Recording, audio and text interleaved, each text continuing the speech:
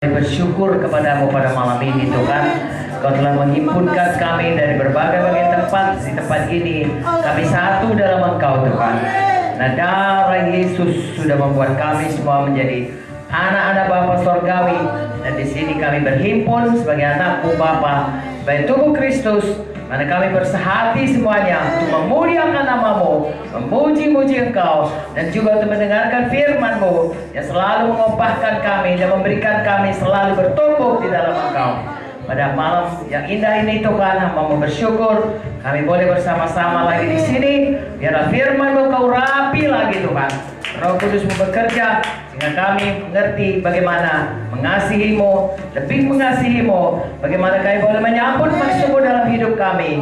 Karena untuk itulah Engkau sudah menyelamatkan kami, supaya kami diubahkan terus dari hari ke hari semakin menjadi seperti Yesus dan menyampaikan panggilan-Mu dalam hidup kami masing-masing. Terima kasih Tuhan, mau bersyukur Kau sangat memberkati gereja-Mu di Bitung ini Tuhan. Kau besar memberkati semua hamba-hamba-Mu yang ada, baik di Sulawesi Utara, baik juga Tuhan yang dari Gorontalo. Semua sangat Kau berkati. Mereka sangat sehat, kuat, rohani, badan, jasmani, semua sangat berkelimpahan. Kami bersyukur memuji-muji nama-Mu. Terima kasih Tuhan. Juga anak-anak-Mu di sini semua berkati kami semua malam ini. Di dalam nama Yesus dan di dalam nama Yesus kami usirkan semuanya roh jahat, semuanya roh pengganggu yang mencuri firman, yang menolak firman, baru kegelapan, pikiran melayang-layang kami tolak, kami patahkan kuasa-Mu, kami usir di dalam nama Yesus. Terima kasih Tuhan. Darah Yesus melindungi kami, dan terima kasih Roh Kudus yang memimpin semuanya. Dalam nama Yesus kami berdoa. Haleluya. Semua kita berkata amin. Amin. Terima kasih. Silakan duduk sini. Amin. Ya, saudaraku, saya sangat bersyukur gereja ini sangat baik sekali. Amen. Ya, terima kasih Pak Bernard, puji Tuhan. Ya, haleluya. Boleh kami kunjungi Bu? Tuhan Yesus baik. Ya, dulu saudaraku kalau dikatakan mau mengunjungi cabang atau keluar dari kota Medan, maka saya akan pada waktu mula-mula membangun sidang GKI dengan Pak Munte, maka saya akan berharap jalannya jelek, kadang-kadang begitu jelek, banyak lubangnya, begitu banyaknya lubangnya, airnya sih nggak ada ikan sudah di dalam. Kemudian saudaraku, kadang-kadang tidak bisa lewat. Biasanya kita yang naik mobil, kadang-kadang kita yang mengangkat mobil karena sudah mogok, dan lain sebagainya. Itulah saya rasa Bu Sari tahu. Kalau kampung dia dulu kami, saudaraku, jumpa harimau akar, jumpa babi hutan, datang ke sana malam pagi, dan saya pagi harinya harus kerja lagi. Amin. Di rumah sakit umum, saudaraku, saya kerja di bagian anak, baik sebagai dokternya di situ, juga sebagai pengajar. Jadi saudara bisa bayangkan perjuangannya. Dan hari ini saya sangat suka cita. Saya jalan-jalan saudaraku, makan-makan, sampai di gerejanya cantik kali. Jadi saya sangat bersyukur saudaraku, Tuhan Yesus baik. Amin. Oleh karena itu, haleluya ya. Tuhan sudah memberkati, biar terus Tuhan memberkati. Hari ini kita hormati Tuhan, kita belajar daripada firman-Nya sedikit. Dan waktu sebentar saya datang kemarin, lain kali saya datang lagi. Enggak begitu jauh kok. Haleluya. Tuhan suruh kita ke ujung bumi. Manado belum sampai ujung bumi. Saya mau membacakan dari Filipi 1. Ini seperti hati kami datang kemari, saudaraku. Ada seorang hamba Tuhan yang saudara kenal, yaitu Paulus. Dia sangat merindukan orang-orang Filipi. Pada waktu itu dia ada di penjara. Saya memang tidak di penjara, tinggal di Medan. Tapi hati saya juga sama seperti Paulus ini. Bagaimana merindukan saudara semua dan bertemu dengan saudara, dan bersyukur saudara semua mengikut Tuhan. Amen. Saya bacakan dari Filipi 1. Kita baca saja langsung ayat 3 sampai ayat 11. Satu paragraf ini Ucapan syukur dan doa. Aku mengucap syukur kepada Allahku setiap kali aku mengingat kamu. Adakah saudara bawa Alkitab? Ada. Nah, saya baca ayat 3, saudara baca ayat 4. Lalu bergantian kita baca. Amin. Kalau saudara suka, mari kita berdiri. Biar kita, kalau saya biar tidak mengantuk. Oke, saya ulangi. Saya baca ayat 3. Aku mengucap syukur kepada Allahku setiap kali aku mengingat kamu.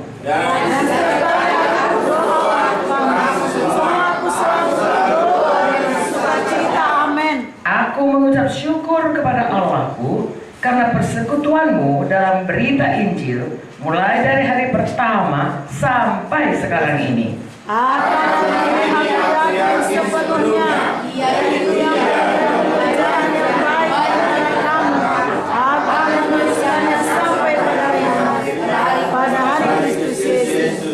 Memang sudahlah sepatutnya aku berpikir demikian akan kamu semua, sebab kamu ada di dalam hatiku. Oleh karena kamu semua turut mendapat bagian dalam kasih karunia yang diberikan kepadaku, baik pada waktu aku dipenjarakan maupun pada waktu aku membela dan meneguhkan berita Injil. Sebab Allah adalah saksiku, betapa aku dengan kasih mesra Kristus merindukan kamu sekalian. Dan inilah doaku, semoga kasihmu makin melimpah dalam pengetahuan yang benar dan dalam segala macam pengertian, Sehingga kamu dapat memilih apa yang baik, supaya kamu suci dan tak bercacat menjelang hari Kristus, penuh dengan buah kebenaran yang dikerjakan oleh Yesus Kristus untuk memuliakan dan memuji Allah. Amin. Silakan duduk, saudaraku. Saudara, kita baru saja membaca bagaimana Paulus ini sangat merindukan sidang Filipi.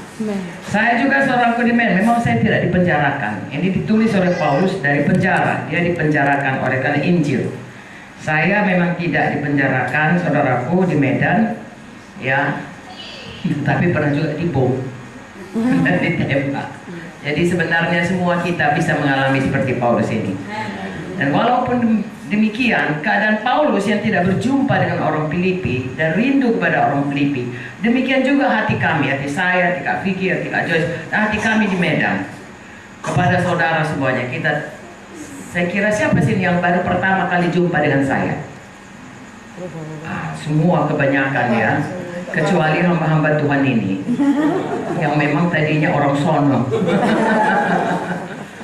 Jadi saudaraku, mengapa kita bisa merindukan dia? Karena kita sudah satu dalam Tuhan. Amin. Karena kasih Kristus ada dalam hati kita. Amin. Karena kita bersaudara dalam Tuhan. Amin. Dan kita ini sama-sama berjuang pada pihak yang sama. Amin. Jadi hati merindukan, mengasihi, ya, saling mau bersekutu, itu ada dalam hati anak Tuhan. Kalau kita baca lagi, saudaraku, Tuhan berkata, dengan inilah orang dunia ini tahu kita murid-murid Tuhan Yesus, kalau kita saling mengasihi. Jadi biarlah itu jadi kepada kita, saudaraku.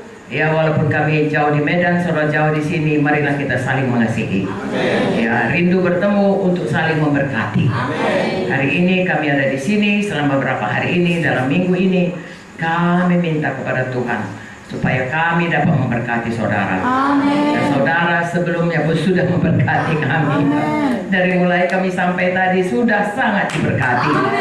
Haleluya.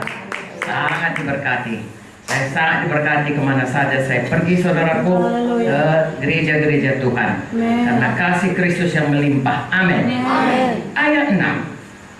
Akan hal ini aku yakin sepenuhnya, yaitu Ia yang memulai pekerjaan yang baik di antara kamu akan meneruskannya sampai kepada akhirnya pada hari Kristus Yesus. Jadi di sini dikatakan Tuhan memulai perkara baik dalam kita, dalam saya, dalam semua kita. Apakah perkara baik itu? Tentunya banyak. Kalau kita bersaksi, banyaklah perkara baik. Kalau dia pernah sakit, dia sembuh, itu perkara baik. Kalau tadinya dia kekurangan, kemudian dia sudah mulai diberkati, itu pun perkara baik. Kalau rumah tangganya pecah atau berantakan, sekarang udah bertambah rukun, itu pun perkara baik. Tapi perkara baik yang dimulai Tuhan yang nomor satu ialah menyelamatkan kita. Amin. mengampuni dosa kita, Amin. membuat kita lahir baru. Amin. Itulah perkara baik yang pertama sekali dibuat Tuhan. Sebab, saudaraku, manusia ini semua sudah berdosa. Ya, dulu saya pikir, saudaraku, saya lebih baik dari orang lain. Mana mungkin lah ke neraka. Ya, dibanding siapa saya lebih baik. Saya nggak tahu firman. Tapi sesudah saya kenal firman, saya tahu memanglah kita semua orang berdosa. Termasuk saya. Sebenarnya banyak dosa saya, banyak. Nggak tahu orang, tapi Tuhan tahu. Dan yang sangat menyedihkan, dosa itu tak dapat tidak upahnya adalah neraka. Apapun kata orang, firman Tuhan berkata, Roma 6:23, upah dosa maut. Ya, bagaimana baiknya pun kita, berapa banyaknya pun sumbangan kita, apapun pangkat kita, bagaimanapun kita di sosmed atau di majalah atau di TV nama kita hebat, tapi kalau dosa kita belum diampuni Tuhan, tetap upahnya maut. Artinya kalau kita mati, kita ke neraka, langsung ke neraka. Saudaraku, itu sangat mengerikan. Saudara tahu bahwasanya manusia ini umurnya sekitar, saya sudah 77 tahun, baru kemarin rasanya teman SMA.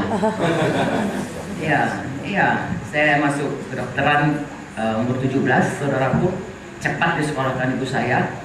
Lalu saya 17 tahun tamat, ya, tahun 1960. Kemudian jadi dokter setelah berapa tahun, jadi spesialis anak. Kemudian saya sekarang ini 77 tahun. Saya baru bertemu dengan teman-teman saya yang juga sepantaran dengan saya, baru tamat sama-sama SMA, sama-sama masuk kedokteran dan panjang umur. Saya sangat bersyukur, saudaraku, ya, saya masih sehat, bisa keliling-keliling. Amin. Haleluya. Ini bukan sedikit, ya, nanti saya kembali lagi. Kadang-kadang hamba Tuhan ini tak mana perginya.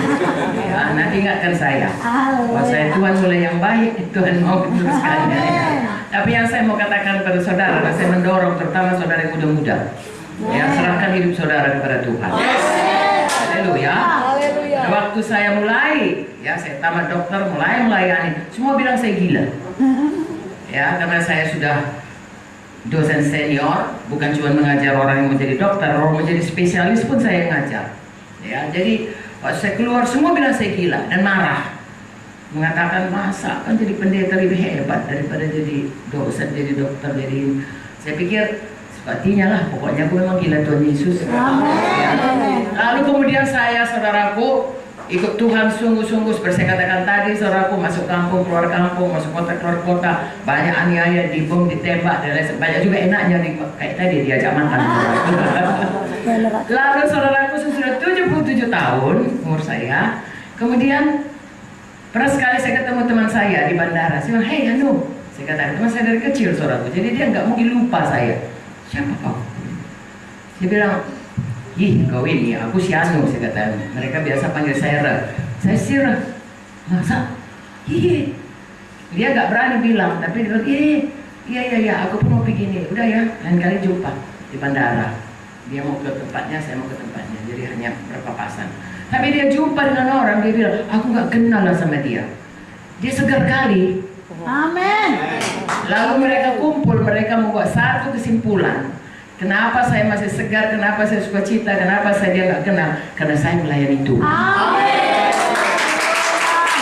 Dicabutnya semua perkataannya itu. Dicabutnya. Kepala bagian saya, ya, Profesor Helena namanya. Kalau saya keluar dia marah sekali. Tapi sesudah dia lihat pekerjaan Tuhan, dia bilang, dia juga lah yang betul. Amin. Saudara-saudara, jangan takut menyerahkan diri. Jadi hamba Tuhan, kalau Tuhan memanggil, ya usah pikir dua kali. Pasti cari dahulu kerajaan Allah dan kebenarannya, sekaliannya pun ditambahkan. Tapi dimulai dulu dari perkara yang baik ini, di mana kita diselamatkan Tuhan karena kita semua manusia sudah berdosa. Amin.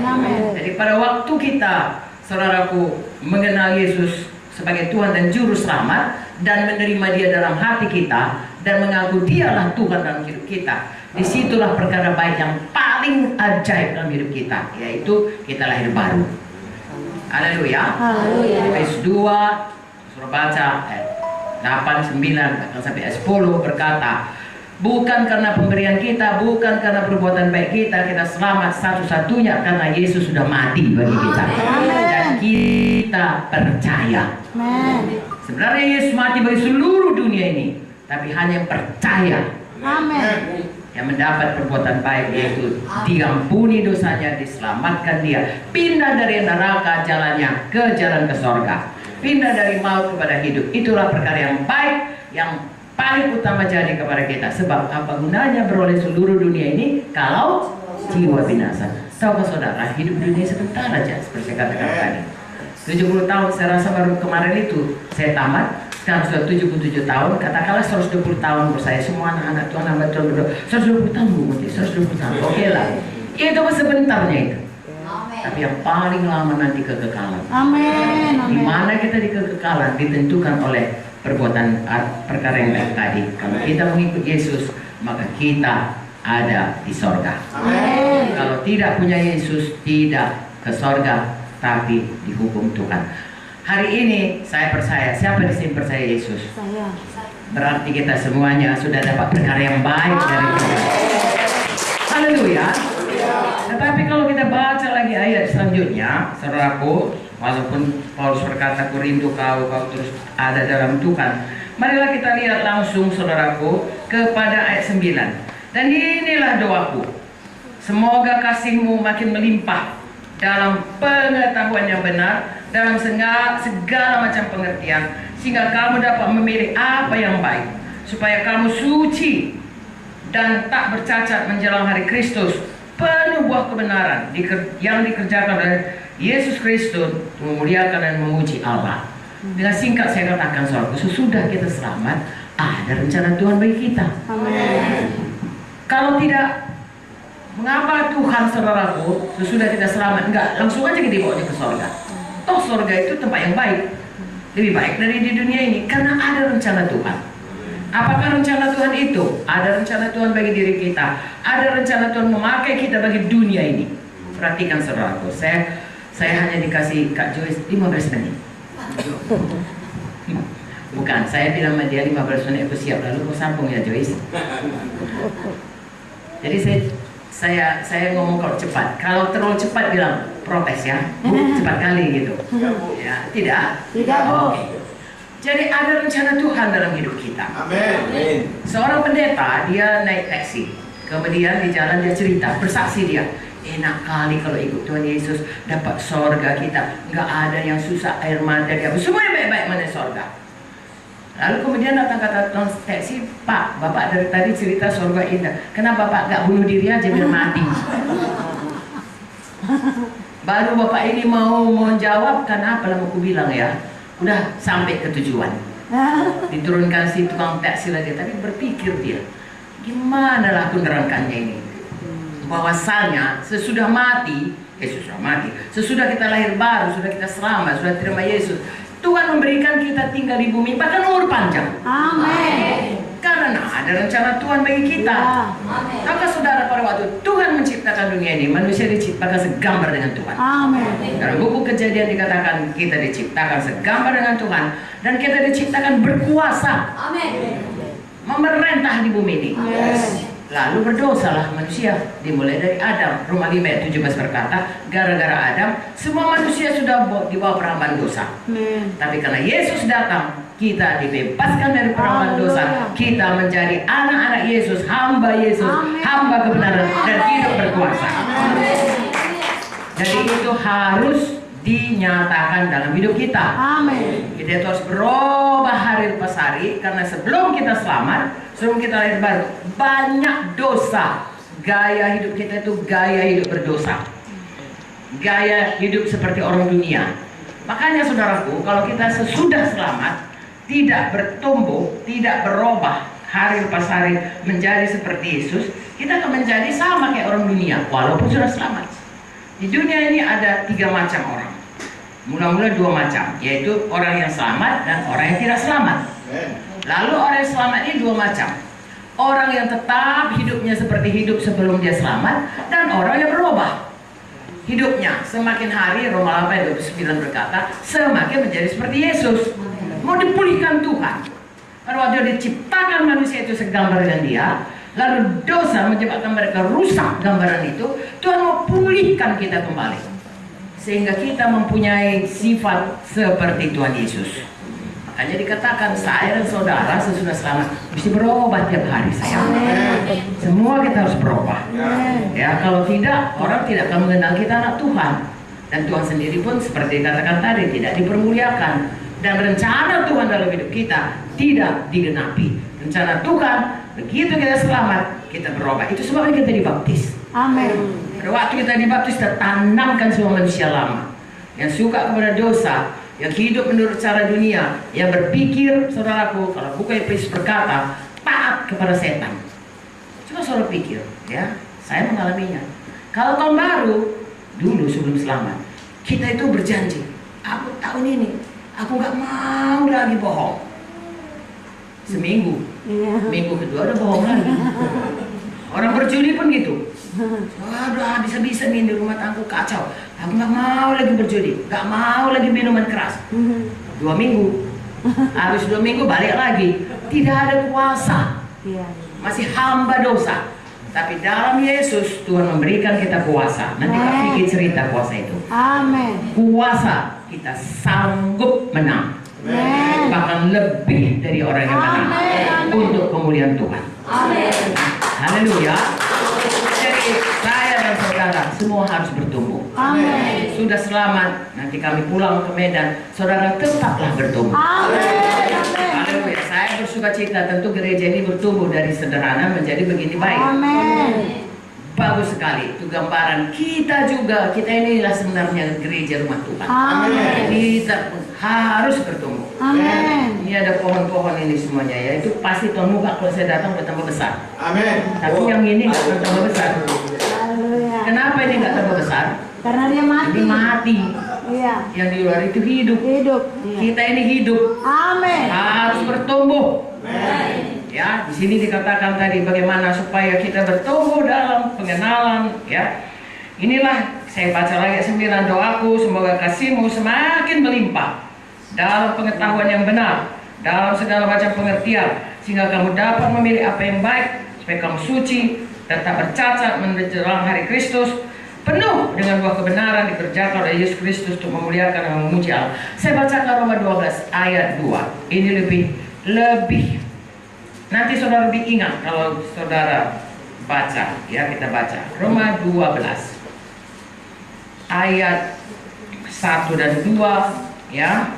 Karena itu saudara-saudara, demi kemurahan Allah, aku menasihatkan kamu supaya kamu mempersembahkan tubuhmu sebagai persembahan yang hidup, yang kudus, yang berkenan kepada Allah. Itu adalah ibadahnya sejati. Ayat 2, perhatikan sayang. Janganlah kamu menjadi serupa dengan dunia ini, tetapi berubahlah oleh pembaharuan budimu, sehingga kamu dapat membedakan manakah kehendak Allah, apa yang baik, yang berkenan kepada Allah, dan yang sempurna. Jangan seperti orang dunia. Jadi saya dan saudara harus berubah. Amin. Dikatakan di sini berubah, baik, berkenan, sempurna. Baik saudaraku ya, saya percaya sesudah kita selamat, gak mau lagi kita yang gak baik itu. Tetapi kadang-kadang baik belum tentu berkenan kepada Tuhan. Dan kalaupun berkenan itu harus makin sempurna, makin sempurna. Amin. Dan hidup saya dan saudara, Efesus 2 tadi ayat 10 berkata, kalau sudah selamat harus melakukan perbuatan baik. Bukan perbuatan baik yang menyelamatkan, tapi kalau sudah selamat harus melakukan perbuatan baik. Baik sambung menjadi berkenan, sambung menjadi sempurna. Saya selalu bikin perumpamaannya, misalnya saya kepada Kak Joyce, ya, saya bilang begini, Joyce, tolong dulu Mama. Tentu dia mau. Lalu diambilnya sapu, disapunya kamar. Ya, tapi sebenarnya saya bukan mau itu. Saya mau dia masak. Itu yang berkenan pada saya. Memang baik nyapu itu, tapi bukan itu. Kadang-kadang kita saudaraku bagus suara kita, baiknya kita nyanyi saudaraku, tapi yang berkenan kepada Tuhan supaya kita melayani di praise worship. Ya, amin. Nah, kita hanya nyanyi baik saja hari Minggu. Saya mengatakan ini untuk memberkati saudara. Amin. Supaya kita semua bertumbuh. Amin. Ada talenta kita, ya Tuhan mau supaya itu dilakukan dan dikerjakan dengan baik. Amin. Kita kerjakanlah itu. Tapi sebenarnya kita kerjakan seturut kehendak kita. Seperti Joyce tadi, sabunya dia suka nyapu, dia nggak suka masak. Kita pun begitu, kita suka nyanyi, tapi nggak jadi praise worship, terlalu berat kita rasa. Misalnya, kita suka melayani, tapi nggak mau jadi PKS. Ya, banyak hal-hal seperti itu. Ini perumpamaan.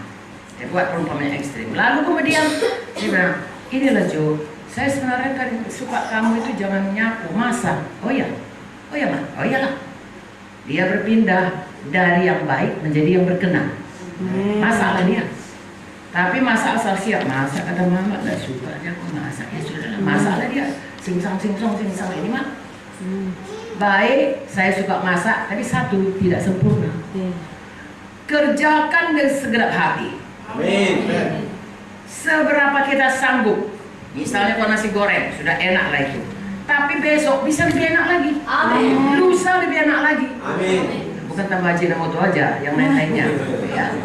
Jadi sedemikian rupa sehingga kalau sudah dihidangkan nasi goreng, wah rasanya beginilah sempurnanya, nggak ada lagi satupun celah. Maunya kita begitu melayani Tuhan. Amin. Ya, kita masuk kepada kehendak Tuhan yang baik, lalu kita cari apa sih talenta Tuhan dalam kita.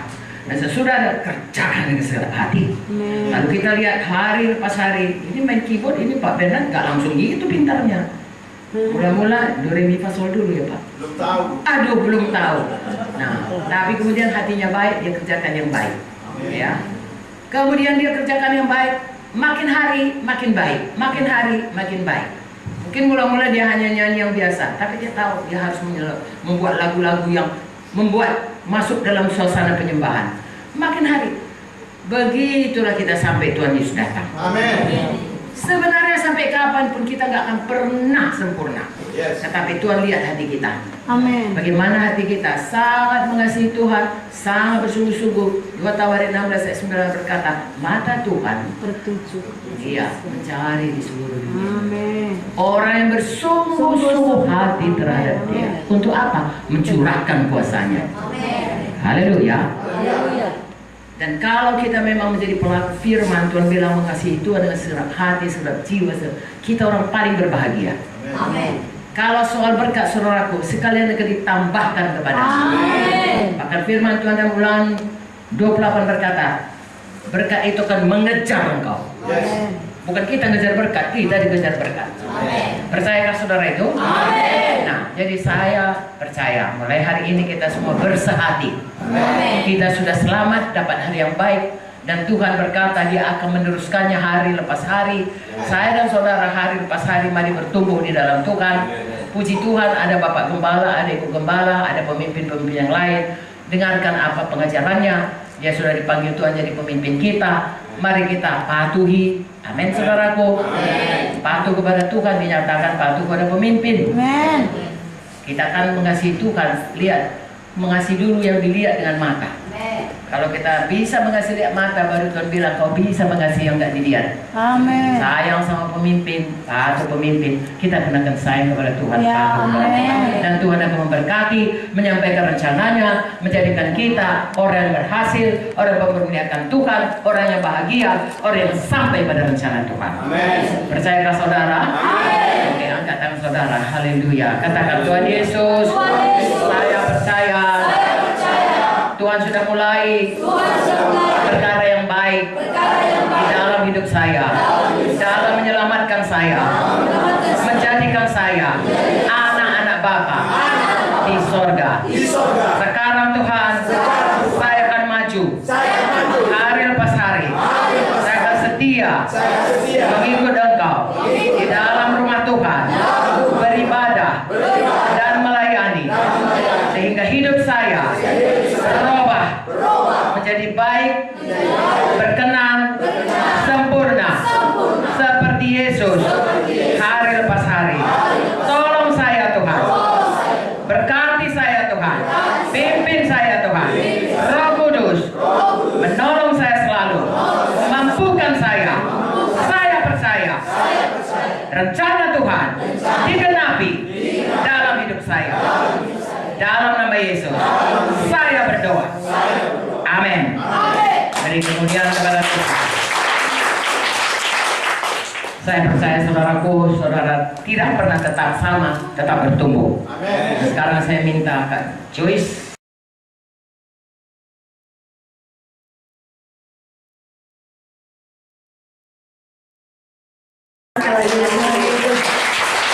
Haleluya. Puji Tuhan. Kita mau baik, berkenan dan sempurna. Contohnya tadi cocok kali ya. Saya memang tidak pintar masak, Bapak Ibu Saudara. Dalam kita bertumbuh menjadi baik, berkenan dan sempurna, tak dapat tiada kita akan mengalami berbagai bentukan Tuhan. Dan di dalamnya termasuklah penderitaan. Dan malam hari ini saya justru mau meneguhkan Bapak Ibu Saudara, dalam kita bertumbuh, dalam kita dibentuk, dalam kita menghadapi penderitaan, kita tetap maju terus. Bahkan kita bersuka cita. Dalam ucapan bahagia, dalam buku Matius 5 mengatakan kita harus berbahagia, bergembira, bersuka cita. Kalau kita mendapat penganiayaan karena Kristus, karena demikian juga telah dianiaya nabi-nabi yang sebelum kita. Jadi sebenarnya Alkitab ini tidak pernah menjanjikan kalau kita sudah lahir baru, kalau kita sudah penuh Roh Kudus, bahkan kalau kita sudah melayani Tuhan, maka hidup kita terus senang aja, gak ada masalah, gak ada penderitaan. Gak pernah itu dijanjikan Tuhan. Tapi justru Tuhan berkata dalam buku Yohanes 16:33, di dalam dunia ini kamu akan menderita penganiayaan, tetapi kuatkan dan teguhkanlah hatimu, aku telah mengalahkan dunia. Kemenangan Yesus adalah kemenangan kita juga. Sebabnya apapun yang terjadi di masa yang akan datang, apakah itu berkat yang melimpah atau sebaliknya penderitaan, aniaya yang harus kita alami, dua-duanya membuat kita maju terus, baik, berkenan, sempurna. Karena ada juga orang semakin diberkati dia, lupa dia, sudah senang hidupnya, sudah puas. Misalnya kalau kita sakit sudah disembuhkan, kalau kita tadinya datang kepada Tuhan kita berhutang, sekarang sudah diberkati dengan materi. Atau kalau tadinya kita belum berkeluarga, sekarang sudah berkeluarga. Atau kalau dulu keluarganya berantakan, sekarang sudah dipulihkan. Lalu kita lupa menjangkau jiwa bagi Yesus. Kita lupa untuk melakukan yang berkenan. Saya percaya menginjil itu berkenan di hati Tuhan. Amin, saudara. Kita lupa untuk berdoa bagi orang lain, khususnya bagi jiwa-jiwa yang sakit. Jangan demikian. Berkat sebesar apapun, biarlah terus membuat kita bertumbuh. Biarlah Tuhan, ya seperti Filipi 1 ayat 6 tadi berkata, yang telah memulai pekerjaan baik di dalam kita, Dia yang meneruskan hingga pada akhirnya pada hari Kristus Yesus. Tapi dari pihak kita harus mau. Karena Tuhan tidak pernah memaksa siapapun. Tuhan memberikan kepada kita hati yang memiliki kehendak bebas. Ya, jadi kita yang membuat pilihan. Oh Tuhan, walaupun saya sudah diberkati, saya mau maju terus, saya mau bertumbuh terus sampai pada hari Kristus. Tapi di sisi lain, seperti koin mata uang, kalau cuma satu sisinya, ya uang palsu, tidak laku. Amin, Bapak Ibu Saudara. Baik itu koin, baik itu uang kertas, kalau cuma satu sisinya itu tidak laku. Demikian hidup kekristenan, betul, kita diberkati, kita bebas, kita sembuh, kita beriman. Tapi di sisi lain kita juga harus mengalami penderitaan, mengalami aniaya, bukan karena dosa, tapi justru karena hidup mengikut Tuhan. Alkitab sudah mengatakan dari buku 2 Timotius 3 ayat 12, memang setiap orang yang mau hidup beribadah di dalam Kristus Yesus akan menderita aniaya. Jadi kalau kita mau hidup beribadah dalam Kristus Yesus, pasti menderita aniaya. Dengan kata lain, saya dan saudara sudah punya janji temu dengan aniaya. Sudah punya janji temu dengan penderitaan. Tidak usah dihindari, tidak usah ditakuti, tidak usah diherankan, dan tidak usah bingung kalau itu datang. Sama seperti seluruh umat manusia ini, mau kaya, mau miskin, mau suku apa, mau tinggal di Amerika atau di Indonesia, punya janji temu dengan maut.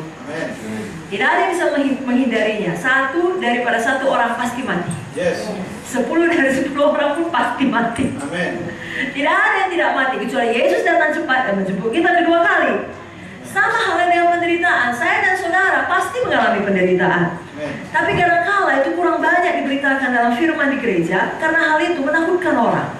Dan sayangnya karena itu kurang banyak diberitakan, maksudnya tidak seimbang diberitakan, yang diberitakan hanya berkat, maka ketika penderitaan datang, bisa jadi lebih besar kemungkinannya anak-anak Tuhan memiliki konsep yang salah.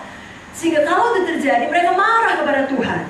Mereka menjadi bingung, mereka menjadi kecewa. Ya, mereka mengepalkan tangan mereka, berkata, mengapa Tuhan izinkan terjadi? Bukankah saya sudah melayani Dia? Bukankah saya sudah setia? Bukankah saya sudah patuh? Kok justru ini yang saya apa alasannya? Kenapa? Karena tidak pernah diajarkan bahwa penderitaan juga adalah bagian hidup dari kekristenan. Ya, tidak bisa hanya mau ini, tidak mau itu. Semua harus dua-dua kita alami dengan seimbang, saudaraku. Dan itu perlu untuk membuat kita bertumbuh. Amin. Tapi Alkitab sudah menjanjikan bahwa semua mendatangkan kebaikan bagi kita. Izinkan saya membaca dari Roma 8 ayat 28. Kita tahu sekarang bahwa Allah turut bekerja dalam segala sesuatu. Mari katakan segala sesuatu. Ya, segala sesuatu itu berkat, juga penderitaan. Amin, saudara. Segala sesuatu termasuk dalamnya yang baik dan juga yang buruk. Sekali lagi, Allah turut bekerja dalam segala sesuatu. Amin. Untuk apa? Untuk mendatangkan kebaikan. Mari katakan lagi, kebaikan. Bagi mereka yang mengasihi Dia, yaitu bagi mereka yang terpanggil sesuai dengan rencana Allah. Berapa banyak di sini mengasihi Tuhan? Mari angkat tangannya. Katakan amin. Sebabnya segala sesuatu akan bekerja mendatangkan kebaikan bagi kita. Sepanjang sekali lagi kita memilih untuk mau, tidak menyerah, tidak meninggalkan Tuhan. Bapak Ibu Saudara, selain tentunya Tuhan Yesus telah datang bersama kita, dan Tuhan Yesus pun menderita, ya. Bahkan tidak ada orang lebih menderita daripada Yesus, dan Dia menderita karena Dia patuh pada kehendak Bapa. Dia tahu betul apa yang harus dia alami, dan itu sangat berat. Di Taman Getsemani Dia berlutut dan berdoa sampai 3 kali. Apakah doanya? Ya Bapa, kalau boleh, lalukanlah cawan ini daripadaku. Tapi bukan kehendakku jadi, kehendakmu jadi. Dan dikatakan peluhnya sampai menjadi darah. Dalam ilmu medis, kadang-kala katanya kalau orang dalam stres tingkat yang sangat tinggi, peluhnya, keringatnya bisa menjadi darah. Jadi berat sama Tuhan Yesus harus berangkat ke Golgota. Tapi Dia lakukan karena Dia tahu kehendak Bapa. Rupanya mematuhi Tuhan mendatangkan penderitaan. Nah, karena kalau orang tidak tahu konsep itu, sebabnya banyak orang dengan mudah menuduh, mendakwa. Jika seorang di dalam penderitaan, maka yang lain bukan yang mengasihi, bukan yang menolong, bukan yang mendoakan, tapi mudah saja membuat terunjuk, apa dosamu? Kita tidak mau demikian. Karena kita mengerti bahwa saya tidak selamanya orang menderita karena dosanya. Bisa jadi dia menderita sama seperti Yesus karena patuh pada kehendak Bapa. Amin. Dan selain daripada Tuhan Yesus yang tentunya paling sangat menderita, ada juga tokoh dalam Alkitab yang menderita karena dia patuh, namanya Yusuf. Kita tahu dari kisah Yusuf, justru karena kepatuhannya lah sejak masa mudanya, dia masuk dari satu penderitaan kepada penderitaan berikutnya, kepada penderitaan berikutnya, kepada penderitaan berikutnya. Pertama sekali dia patuh kepada bapaknya. Dia memang anak yang spesial bagi bapaknya. Semua abang-abangnya disuruh boleh kerja di ladang, tetapi dia tinggal di rumah. Lalu kemudian bapaknya berkata, maaf. Coba kamu lihat abang-abangmu yang sangat hormat Pak Yusuf. Kamu cari dulu itu, pergi kamu ke Sikem. Sampai dia di Sikem, tidak ada abang-abangnya. Sudah patuh tidak? Sudah cukup. Dia bisa pulang ke rumah dan bilang, Papa, abang-abang tidak ada di Sikem, jadi saya pulang. Justru karena kepatuhannya, seperti yang dikatakan Alkitab, kalau ada orang memaksamu berjalan 1 mil, berjalan bersama dengan dia 2 mil. Kalau dia menampar pipimu yang satu, berikanlah kepada juga pipimu yang lain. Kalau dia meminta bajumu, berikanlah kepada dia juga jubahmu. Itulah yang dilakukan oleh Yusuf. Tidak ada abang-abang di Sikem, ada yang memberikan informasi. Mereka di Dotan, tidak ke Dotan. Karena patuhnya. Sampai Dotan, apakah upah kepatuhannya? Apakah dia mendapatkan kemuliaan, pengangkatan? Dari jauh, mari kita bunuh dia. Singkat cerita, tidak dibunuh, tapi dimasukkan ke dalam sumur. Lalu kemudian dijual. Dari seorang yang begitu nyaman hidup di rumah bapaknya, jadi seorang budak. Sekejap saja berubah. Tapi dari seorang budak, pertama dijual kepada saudagar Ismail, lalu kemudian dijual lagi di Mesir kepada rumah Potifar, seorang kepala serdadu daripada Firaun. Yusuf tetap takut akan Tuhan. Ya, dia tidak keluar daripada jalan Tuhan. Bahkan kemudian dia mendapat godaan. Istri Potifar, Mama Poti, mulai main mata. Kelilipan. Bang Yusuf, sini dong. Dia mengajak untuk melakukan perbuatan najis bersama dengan dia. Lagi-lagi karena patuh pada kehendak Bapa. Tidak mau. Di manakah Yusuf landing? Apakah dia landing mendapatkan penghargaan dari Potifar? Memang istriku itu binar Yusuf. Kau berhasil menjinakkan dia. Ini kuangkat gajimu lebih tinggi. Tidak, dia landing di penjara untuk waktu yang tidak ditentukan. Nah, seluruh dunia berpendapat betul lah itu. Jadi dari dulu sudah ada hoax. Di dalam pikiran seluruh dunia, Yusuf memang jahat. Gak tahu diuntung, main gila sama istri bos sendiri. Sudah diangkat pun justru main gila. Patut di penjara sampai busuk, sampai mati. Kenapa? Karena patut. Tidak patut itu semua Yusuf menahan penderitaan. Tapi di penjara, dia ketemu dengan juru minuman dan juru makanan daripada Firaun. Singkat cerita, dia tolong juru minuman, mukanya sedih. Dia tanya ada apa. Juru minuman memberitahukan mengenai mimpinya. Dia artikan dan mengatakan 3 hari lagi kau akan kembali kepada posisimu. Betul terjadi seperti mimpi itu. Dan Yusuf berpesan, meminta tolong, memohon dengan amat sangat, ingatlah aku kalau nanti kau keluar. Tidak diingatnya. Sudah pernah melayani, berkorban bagi orang, tidak ada yang mengingat kebaikan saudara. Welcome to the club. Amin. Semua hamba Tuhan harus mengalami penderitaan. Tetapi walau juru minuman Firaun tidak mengingat Yusuf, Tuhan mengingat Yusuf. Amin. Jadi di dalam penderitaan dan semua hal yang kita alami itu membentuk Ya, kita Tuhan. baik berkenan sempurna. Tuhan tidak pernah melupakan kita. Amin. Malam ini izinkan saya bicara mengenai hidup Yusuf. Ada beberapa kebaikan dari penderitaan yang dia alami dan juga yang akan kita alami atau sedang kita alami. Yang pertama, penderitaan kita bila kita merespon dengan benar. Sekali lagi, bila kita merespon dengan benar. Iya. Amin, Bapak Ibu Saudara. Amin. Akan membawa kita kepada kesempatan yang lebih baik. Amin. Kita lompat kepada seorang yang bernama Paulus. Alkitab ini, khususnya Perjanjian Baru, ditulis banyak oleh Rasul Paulus. Bahkan lebih daripada setengah Perjanjian Baru merupakan tulisan Rasul Paulus. Apakah Bapak Ibu Saudara kira-kira tahu dari mana dia menulisnya? Penjara. Dari penjara. Kalau tadi dia tidak di penjara, dia akan terus menginjil. Iya. Dia akan terus keliling. Dia akan terus melayani. Justru karena dia di penjara, mengalami penderitaan, pengalaman penjara, itu membuka kesempatan lebih baik sehingga dia menulis surat kepada sidang-sidang. Tapi kemudian Roh Kudus, Tuhan sendiri yang mempreserve, ya, memastikan surat-surat itu tetap awet, tetap terjaga, terlindungi, bahkan kemudian disusun menjadi Alkitab. Bukan hanya memberkati sidang pada masa itu seperti yang dipikirkan Paulus, seperti yang dimaksudkan Paulus, tapi memberkati semua sidang sampai pada akhir zaman. Amin. Amin. Amin. Jadi asal kita lakukan bagian kita, Tuhan akan lakukan bagian. Amin. Tahukah saudara, kitab Wahyu yang menerangkan mengenai kedatangan Tuhan kedua kali dan semua hal di masa yang akan datang juga ditulis oleh seorang rasul namanya Yohanes, di mana? Di Pulau Patmos, bukan pada waktu dia bersenang-senang, tapi karena dibuang, dikucilkan, dan tidak boleh keluar dari Patmos. Memang mati tua, tapi sama juga mati martirnya itu, dibuang di Pulau Patmos. Terus di situ terbukalah langit, Amin. terbukalah pewahyuan, tertulislah kitab Wahyu. Haleluya. Sehingga kita tahu apa yang akan terjadi di masa yang akan datang. Amin. Dan sebuah buku yang sangat berharga setelah Alkitab, katanya seluruh umat Kristen harus tahu cerita itu setelah Alkitab, yakni buku perjalanan seorang musafir. Atau dalam bahasa Inggris katakan Pilgrim Progress. Tahu saudara, ditulis oleh seorang bernama John Bunyan. Lagi-lagi di mana? Di penjara.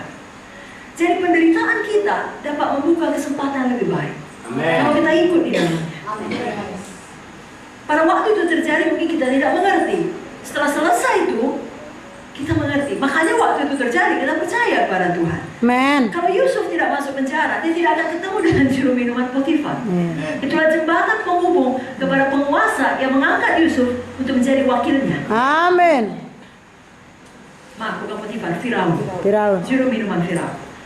Jadi kadang-kadang saudara menderita, Tuhan perjumpakan dengan orang yang tepat, di tempat yang tepat, pada waktu yang tepat. Amin. Membuka kesempatan yang lebih baik. Yes, haleluya. Percaya nggak, saudara? Amin. Haleluya. Haleluya. Saudara, di dalam penderitaan, biar ini menguatkan saudara. Bagi saudara yang belum dalam penderitaan, saya tidak khawatir. Tuhan selalu punya cara untuk membentuk kita. Kita semua punya janji temu dengan penderitaan. Haleluya. Tapi saya berdoa ketika itu datang, Roh Kudus mengingatkan akan firman pada malam ini, lalu saudara maju terus dan menang. Amin. Yang kedua, penderitaan kita mempersiapkan kita untuk panggilan kita. Kalau Yusuf terus dibesarkan di dalam rumah ayahnya yang nyaman,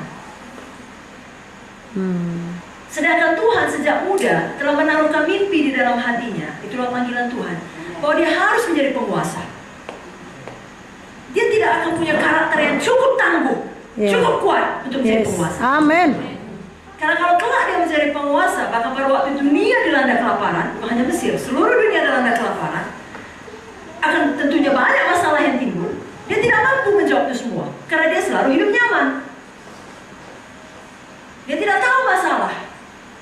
Sama seperti kalau orang kaya zaman sekarang, mana tahu masalah rakyat kecil.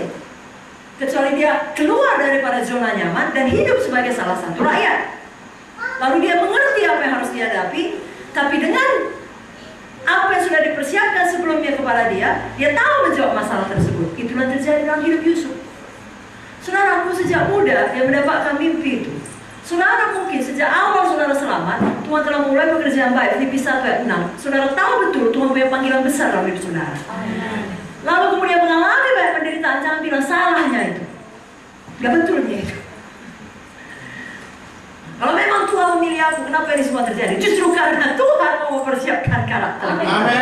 Amin. Supaya kita seimbang, dapat dipercaya di dalam Amin. panggilan itu, saudara. Tapi sekali lagi, ketika bentukan itu datang, ketika penderitaan itu datang, kita membuat pilihan.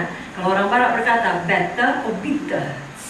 Better itu menjadi lebih baik, bitter itu menjadi lebih pahit, lebih marah. Saya bilang tadi, kenapa Tuhan? Nah, itu pilihan kita. Mari kita menjadi better. Amen. Sama seperti Yusuf dikatakan tadi, ketika dia patuh kepada bapaknya, dia melanjutkan ke Dotan, justru masuk ke dalam sumur. Sebenarnya pada waktu Potifar istrinya menggoda Yusuf, dia bisa bilang, Tuhan sudah kucoba caramu, sudah kucoba jalanmu, kucoba jalan kepatuhan, membuatku landing sebagai budak. Sekarang Tuhan, aku bukan lagi salah satu orang Ibrani, ya. Aku sudah ada di negeri orang. Aku harus hidup terhukum orang. Bukan hanya aku mau berdosa, tapi kan dia bosku, aku terpaksa. Nah, banyak orang seperti itu. Tapi Yusuf tidak. Lalu setelah dia masuk dalam penjara pun, dia tidak ada meninggalkan Tuhan. Makanya tidak pernah tertulis di dalam Alkitab Yusuf mempertanyakan Tuhan, Yusuf menjadi marah, Yusuf menjadi pahit hati. Yusuf tidak ada mengeluarkan perkataan-perkataan yang jahat. Itu sebabnya Yusuf seringkali digambarkan para teologian sebagai gambaran daripada juru selamat. Karena Tuhan Yesus juga ketika mengalami penderitaan, dia tidak pernah mengeluh dan tidak pernah membalas. Saya bacakan teladan Tuhan Yesus dalam 1 Petrus 2 ayat 23. Ketika ia dicaci maki, ia tidak membalas dengan mencaci maki. Ketika ia menderita, ia tidak mengancam, tapi ia menyerahkannya kepada Dia yang menghakimi dengan adil. Amin. Jadi kalau nanti saudara dicaci maki, jangan balas. Kalau saudara menderita, jangan mengancam. Nanti saudara menyerahkan kepada siapa? Kepada Bapa di sorga. Kenapa? Karena hanya Bapa lah hakim, bukan saya, bukan saudara.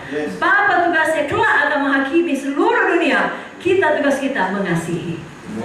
Amin, saudaraku. Lalu apa lagi yang dilakukan Tuhan Yesus ketika dia dianiaya? Yesaya 53 ayat 7. Dia dianiaya, tapi dia membiarkan diri ditindas dan tidak membuka mulutnya. Dibiarkannya dirinya ditindas dan tidak membuka mulutnya, seperti anak domba yang dibawa ke pembantaian, seperti induk domba yang keluar di depan orang-orang yang menggunting bulunya. Ia tidak membuka mulutnya. Banyak hamba Tuhan yang sudah dewasa rohani tahu kalau dia masuk dalam penderitaan, dalam kehendak Tuhan, dia tidak buka mulut. Kalau banyak hoax berseliweran, dia tidak buka mulut. Adakah Yusuf sibuk membuka mulut? Tidak. Sebabnya jangan heran kalau hamba-hamba Tuhan tidak mau buka mulut. Yesus pun tidak buka mulut. Amin. Karena siapa kita akan nampak dari apa yang kita ucapkan. Alkitab berkata, perkataan yang keluar dari mulut kita berasal daripada hati kita. Haleluya. Tuhan Yesus dalam keadaan yang paling berat, dia tidak mengeluarkan kata-kata jahat. Hanya pada waktu saat dia berpisah dengan Bapa, Yesus tidak tahan lagi, maka dari atas kayu salib dia berkata, Eli, Eli, lama sabachthani. Bapa, mengapa kau tinggalkan aku?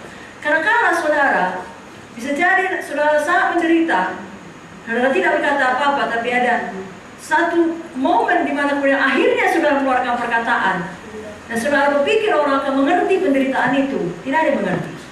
Sama seperti Yesus ketika dia berkata, Eli, Eli, lama sabachthani. Tidak ada orang, betulnya dia anak Allah. Misalnya, pas waktu dia pas mengucapkan itu, dia sedang memanggil Bapa.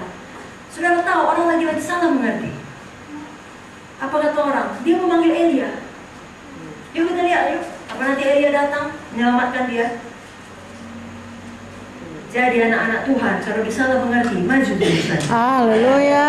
Yesus lebih dahulu mengalaminya. Amen. Tahukah saudara apa berkata Yesus mengenai semua orang itu? Ya Bapa, dalam Lukas 23:34, ya Bapa, ampunilah mereka, sebab mereka tidak tahu apa yang mereka berbuat. Nah, kalaupun ada orang dengan sengaja membuat saudara menderita karena saudara mengikut Yesus, kalau mereka memang belum mengerti, saudara berdoa seperti Yesus, ya Bapa, Amin. ampunilah mereka belum selamat, keluarga saya ini belum selamat, orang tua saya ini belum selamat, pasangan saya ini belum selamat, anak saya ini belum selamat.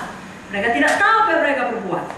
Tapi sebaliknya, kalau itu datang dari sesama anak Tuhan yang memang iri hati seperti saudara-saudara Yusuf, dengan sengaja mau membunuh Yusuf, dengan sengaja mau menghancurkan Yusuf, saudara tidak usah ganti doa saudara, tetap katakan, ya Bapa, ampunilah mereka, karena mereka tahu betul yang mereka berbuat.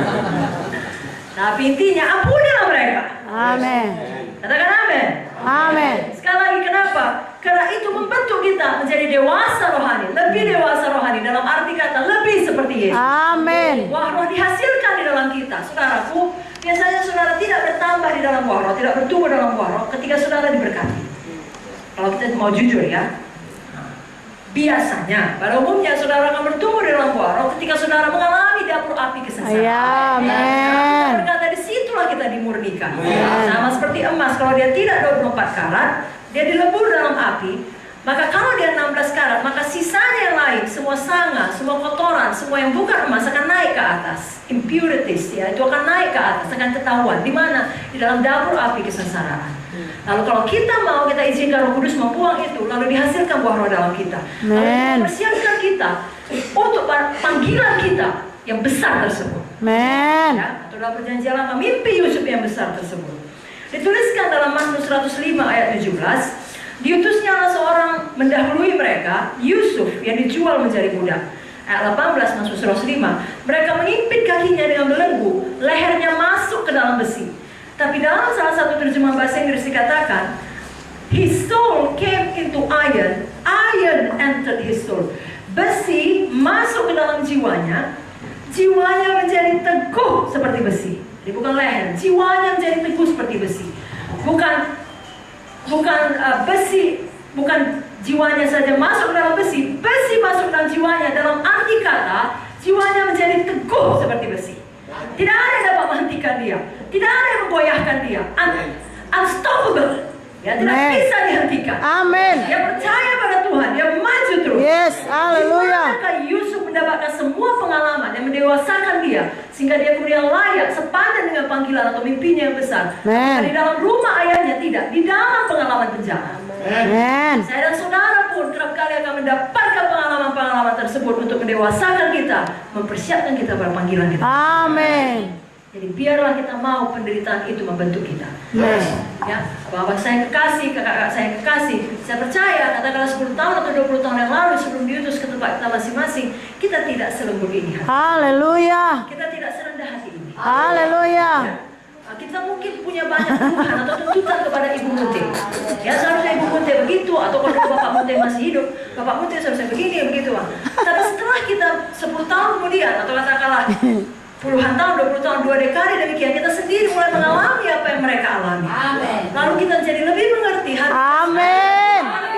Haleluya. Kenapa? Melalui penderitaan. Amin. Ya,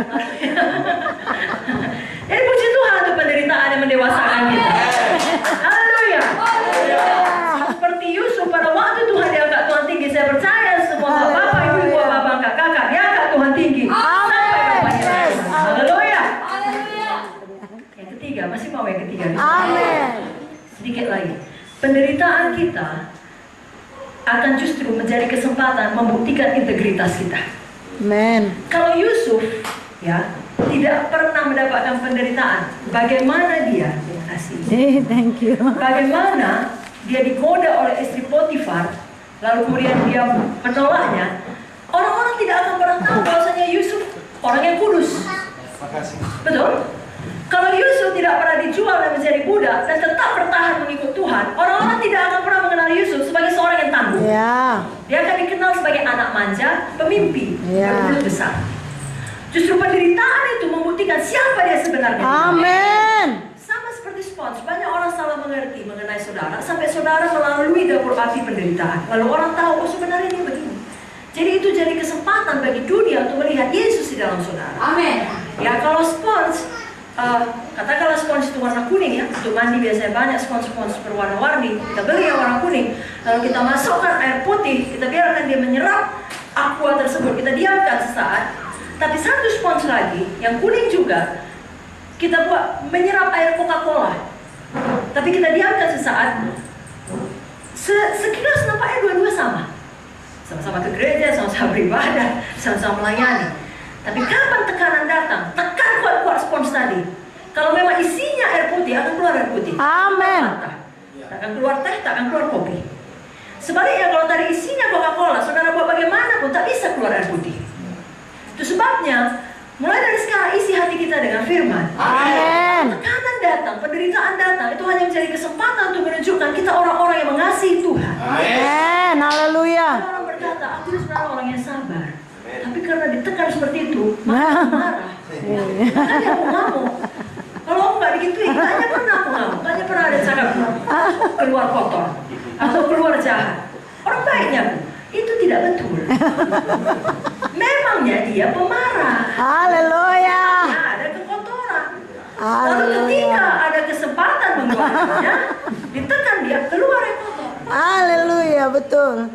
Tapi itu ada baiknya, sehingga kalau saudara mau rendah hati, saudara mengakui, kupikirnya aku setia, rupanya enggak.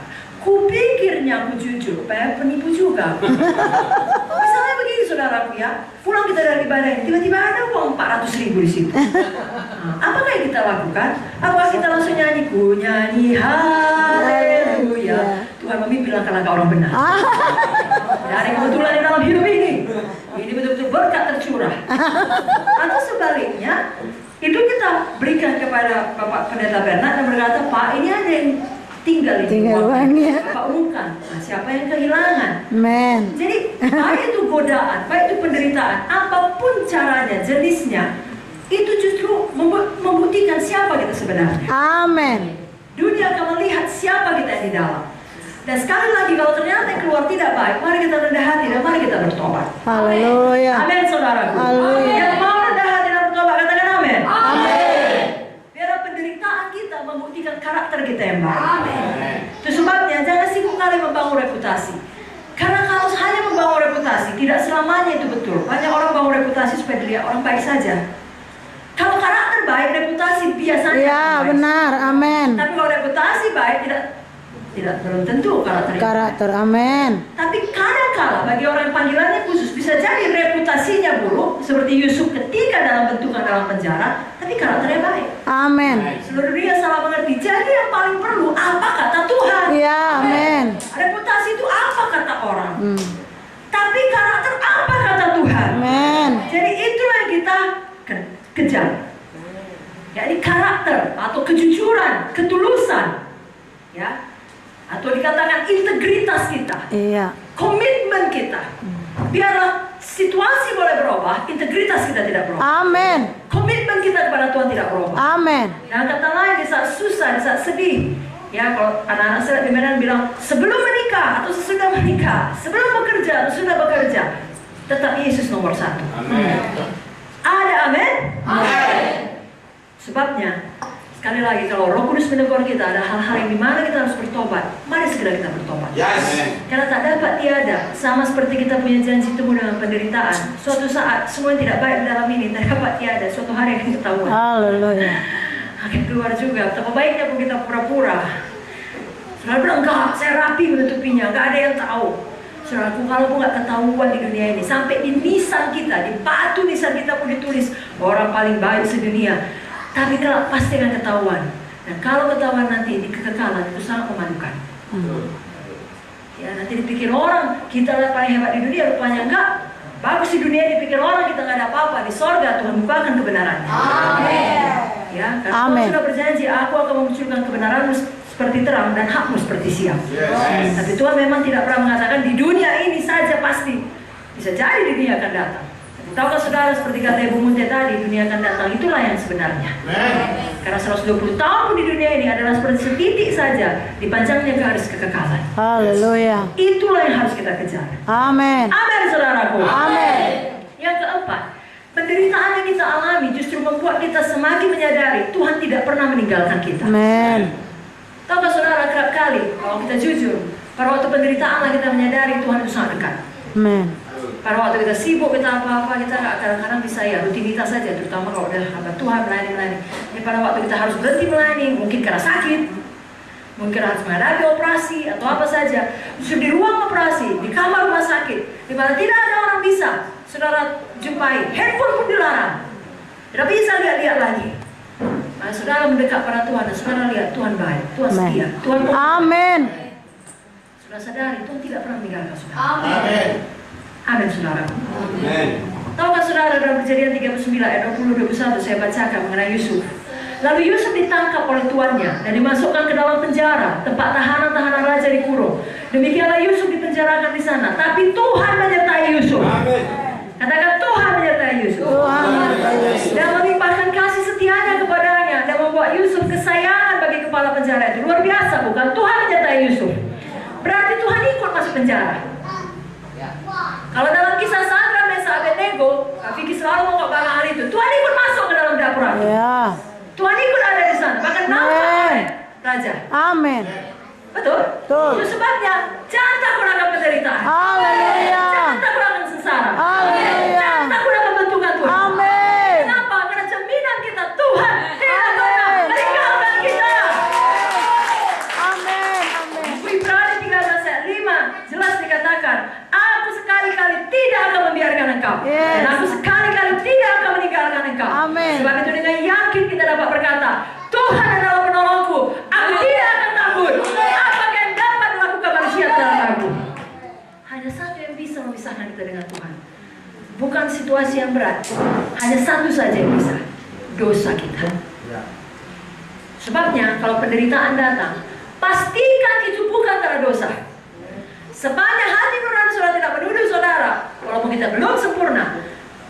Tapi kalau itu bukan karena dosa saudara, maju saja, walau seluruh dunia melawan saudara. Karena yang jelas Tuhan menyertai saudara. Amin. Tapi kalau memang ada bagian kita, ada dosa kita bertobat. Amin, saudara. Amin. Dan tidak perlu marah pada Tuhan kenapa ini jadi, karena memang hasil taburan kita. Apa yang kita tabur harus kita tuai, itu hukum Tuhan. Ya, bukan Tuhan tidak mengampuni atau tidak memulihkan. Sama seperti kalau ada seorang gadis, ya, masuk ke dalam dosa percabulan, dosa kenajisan, lalu hamil lagi di luar nikah. Bukan Tuhan tidak bisa mengampuni kalau dia mohon ampun pada Tuhan, ya dia ampuni Tuhan. Tapi kan setelah dia ampuni bukan hilang janin itu, Iya. hilang, kan enggak? Harus dihadapi. Kalau ternyata laki-laki tersebut tetap jahat meninggalkan dia harus hidup sebagai orang tua single. Dia harus membesarkan anak sendirian. Bukan Tuhan tidak bisa memulihkan, bisa Tuhan pakai anak itu jadi hamba Tuhan. Amin. Tapi tetap ada harga yang dibayar akibat dari dosa tersebut. Itu sebabnya kita tidak boleh sesat. Apa yang kita tabur akan kita tuai. Mari pilih untuk menabur dalam kebenaran. Amin. Karena, saudaraku, kalau kita menabur dalam kebenaran, artinya kita patuh kepada firman. Ketika penderitaan datang, ketika masalah datang, ketika semua yang buruk-buruk datang, kita akan tetap bertahan. Amin. Tahukah saudara, orang yang patuh kepada firman dapat masalah. Orang yang tidak patuh pada firman juga dapat masalah. Percaya saudara itu? Iya. Saya bacakan ayatnya. Matius 7 ayat 24. Setiap orang yang mendengar perkataanku ini dan melakukannya, ia sama dengan orang yang bijaksana yang mendirikan rumahnya di atas batu. Kemudian turunlah hujan, datanglah banjir, lalu angin melanda rumah itu. Tapi rumah itu tidak roboh, sebab didirikan di atas batu. Tapi setiap orang yang mendengar perkataanku ini dan tidak melakukannya, ia sama dengan orang yang bodoh yang mendirikan rumahnya di atas pasir. Kemudian turunlah hujan, datanglah banjir, lalu angin melanda rumah itu, sehingga robohlah rumah itu dan hebatlah kerusakannya. Jadi sekali lagi, kalau anak Tuhan, orang Kristen, bahkan hamba Tuhan dapat masalah dalam bentuk apapun, jangan dihakimi. Karena Alkitab sudah jelas-jelas mengatakan semua dapat masalah. Mau baik nggak baik, dua-dua dapat masalah. Bedanya adalah Orang yang mendirikan rumah di atas pasir, yang tahu firman tapi tidak melakukannya, ketika badai datang, ketika angin melanda, artinya ketika masalah datang, ketika penderitaan datang, tidak tahan, dia akan roboh. Nah, hebatlah kerusakannya. Sebaliknya kalau kita di dalam kebenaran, di dalam kepatuhan, mempraktekkan firman, tahu firman dan melakukannya, masalah tetap datang juga. Tapi rumah itu tetap Amin. Haleluya. Haleluya. Boleh saya lihat tangan-tangan yang mendirikan rumah di atas batu? Katakan amin. Mau kita selalu patuh akan firman. Ya saudaraku, Tuhan Yesus tidak pernah meninggalkan kita. Jangan kita yang meninggalkan dia. Amin. Saya katakan tadi juru minuman dalam kisah Yusuf di buku Kejadian melupakan Yusuf. Sudah jelas Yusuf bilang, ingatlah aku. Tapi dia tidak mau ingat. Tapi sekali lagi, Tuhan tidak melupakan Yusuf. Amin. Saudara juga, Tuhan tidak melupakan saudara. Amin. Jika saudara seperti Yusuf mendapatkan pengalaman penjara, atau satu lagi di awal penderitaannya, pengalaman sumur. Tahu saudara, Yusuf dilemparkan ke dalam sumur. Walaupun sumur itu tidak berisi air, tidak ada pengalaman sumur yang menyenangkan. Kalau dia masuk ke dalam, nggak tahu entah di dalam ada ular, ada tikus, Alkitab tidak menuliskannya, tapi itu pasti tidak menyenangkan. Pasti tidak ada lampu, tidak ada meja, tidak ada kursi. Dia tidak bisa bersantai, dan dia nggak bisa ke kanan, nggak bisa ke kiri, nggak bisa lagi ke bawah. Saya nggak tahu apakah suatu hari saudara akan mendapat pengalaman sumur juga. Saudara mau ke bawah, lebih bawah lagi pun nggak bisa. Artinya saudara mau bunuh diri pun nggak bisa, karena nggak boleh kata firman. Tapi saudara udah sampai di ujung, nggak ngerti lagi, nggak tahan lagi, tapi nggak bisa lagi ke bawah. Sudah paling dasar, pengalaman sumur, sangat menderita. Tapi satu perkara, saudara bisa melihat ke atas. Amin. Melihat kepada Tuhan. Haleluya. Berharap kepada Tuhan yang hidup. Amin. Berseru kepada nama Yesus. Allah berjanji mendengarkan seruan kita. Bagaimana dia mengangkat Yusuf, dia juga mengangkat saudara. Haleluya saudaraku. Dan itu menyadarkan kita bahwasanya memang hidup kita ini hanya perlu bergantung pada Tuhan. Amin. Bukan perlu bergantung pada apa kata sosmed, pada apa kata orang, pada apa kata pengikut follower saudara kalau saudara punya Twitter, atau berapa jempol saudara dapat di Facebook atau semua sosmed lainnya. Bukan itu. Jangan pernah berharap pada manusia, karena seperti juru minuman Firaun, mereka bisa melupakan saudara. Dan dalam hidup Yesus juga demikian. Hari ini apa yang mereka lakukan? Hosana bagi anak Daud, Hosana bagi anak Daud, gitu kan? Berapa hari kemudian orang yang sama, salibkan dia, salibkan dia. Nah itulah.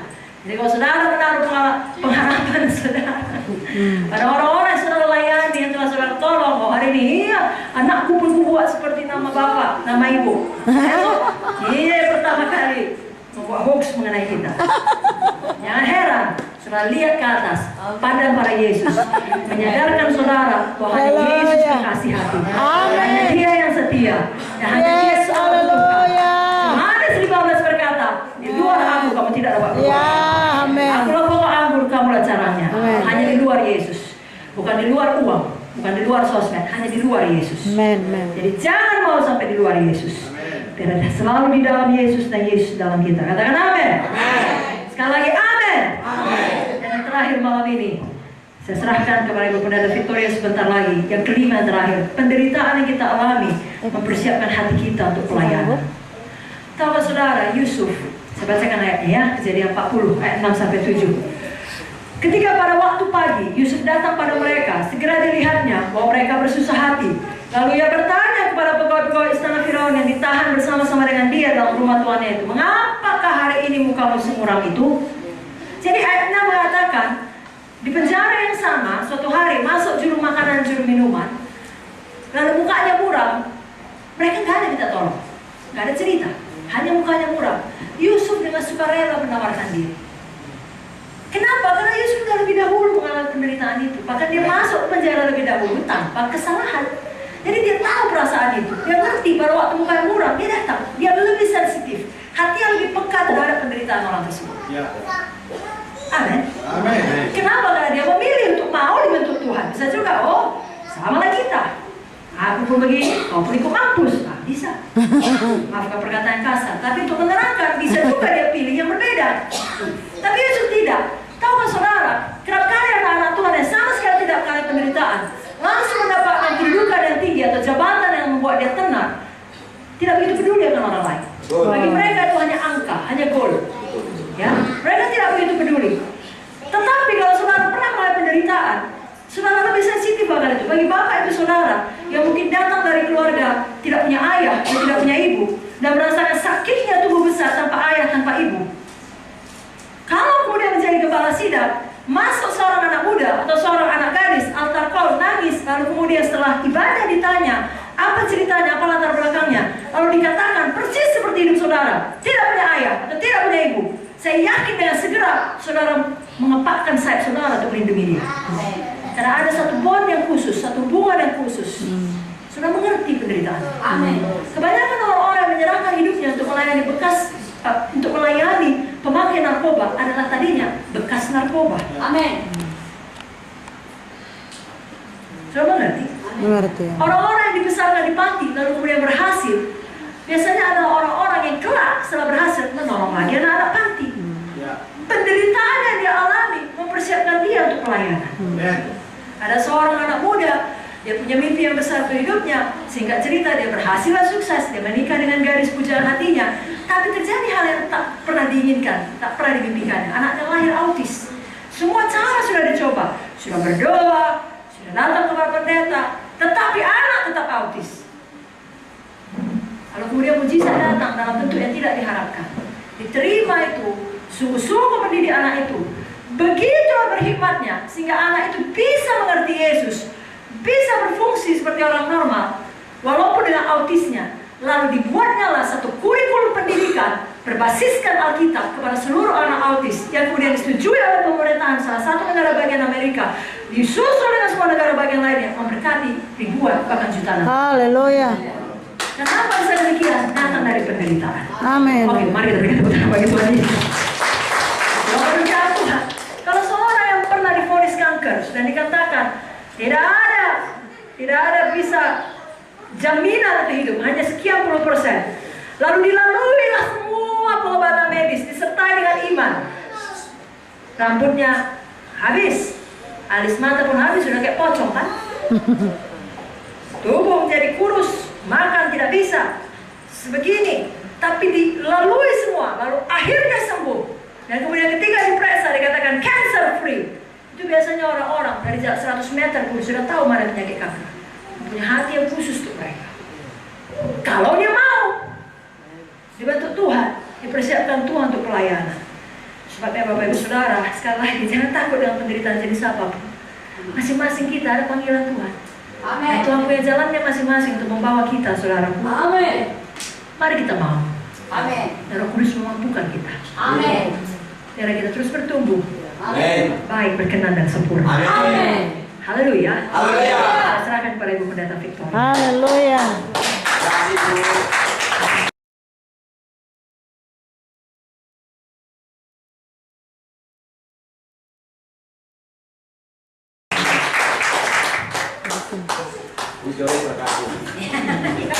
Dari sini saya. Haleluya. Haleluya. Jadi jangan ada di antara kita yang takut menderita. Amin. Haleluya. Justru itu akan membawa kita kepada kesempatan yang lebih baik, mempersiapkan kita untuk pelayanan. Katakan amin. Dan juga membuktikan karakter integritas kita dalam Tuhan. Amen. Dan saudaraku, penderitaan itu tidak ada apa-apanya, saudara. Kenapa? Karena ada Roh Kudus di dalam saudara.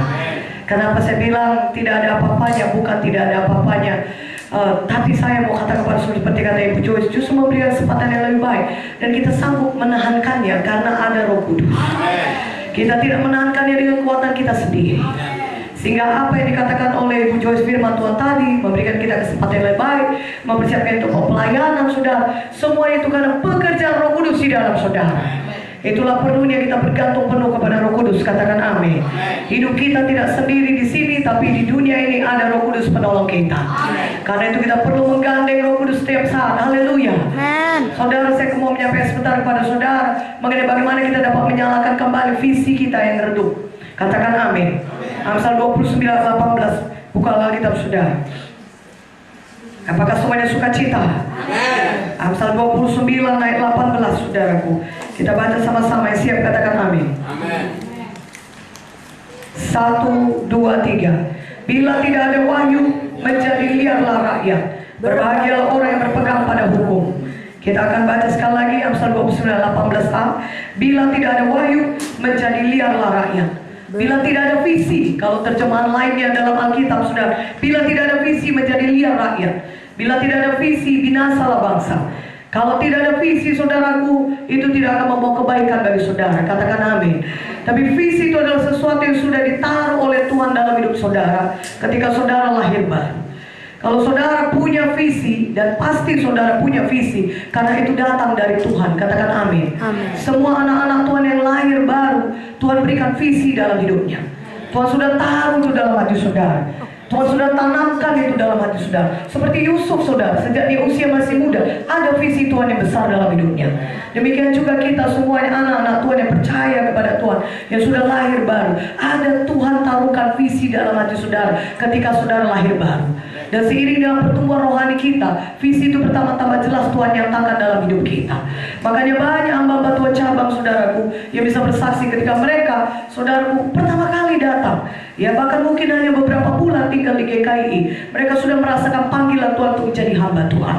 Padahal mereka mungkin masih baru tamat TDRK, katakan amin. Mereka mungkin baru saja tamat training pelayanan, masih muda umur rohani mereka, tapi mereka sudah merasakan ada Tuhan taruh dalam hati mereka, mereka harus menjadi hamba Tuhan. Karena memang setelah kita lahir baru ada visi yang ditaruh Tuhan dalam hidup kita. Nah saudara, tapi banyak anak Tuhan yang visinya kembali redup, visinya hilang, atau visinya mati saudara. Sehingga anak Tuhan itu sudah setiap hari Minggu dia memang masih kebaktian, bahkan dia memberikan persembahannya, tetapi kehidupannya sudah rutinitas saja. Bahkan dia mungkin sudah mengambil satu pelayanan, tapi tidak ada gairah dalam melayani. Kenapa? Karena visinya sudah redup, visinya sudah hilang, hidupnya rutinitas. Saudaraku, kalau rutinitas saja hidup kita akan mematikan visi Tuhan. Katakan amin. Akan membuat saudara hilang visi. Kalau saudara menjalani kehidupan kerohanian saudara rutinitas, saudara akan hilang visi saudara, akan mati visi saudara. Tuhan tidak mau visi saudara hilang, Tuhan tidak mau visi saudara mati. Katakan amin. Dan saudaraku, Tuhan berikan visi yang besar kepada kita. Jangan takut. Kalau ada Tuhan, ada dikatakan Tuhan visi yang besar, seperti Yusuf tadi saudara, jangan takut. Jangan berkata aku tidak sanggup melakukannya. Jangan menyerah. Katakan amin. Nah saudaraku, Tuhan mau saudara menjalankan visi itu. Dan ketika kita menjalankan visi itu, Tuhan pasti memberikan kelengkapan kepada kita. Katakan amin. Tuhan memberikan kelengkapan itu kepada saudara. Tuhan pasti memberikan kelengkapan itu, dan sudah memberikan itu kepada saudara. Jika saudara maju terus, pastikan saudara menjalankan visi yang daripada Tuhan. Amin. Jangan hidup sedang-sedang saja. Jangan hidup rutinitas saudara. Tahukah saudara sedang-sedang mediokritas? Saudaraku, kita harus menjalankan visinya Tuhan. Visinya Tuhan itu adalah hidup yang paling baik bagi saudara.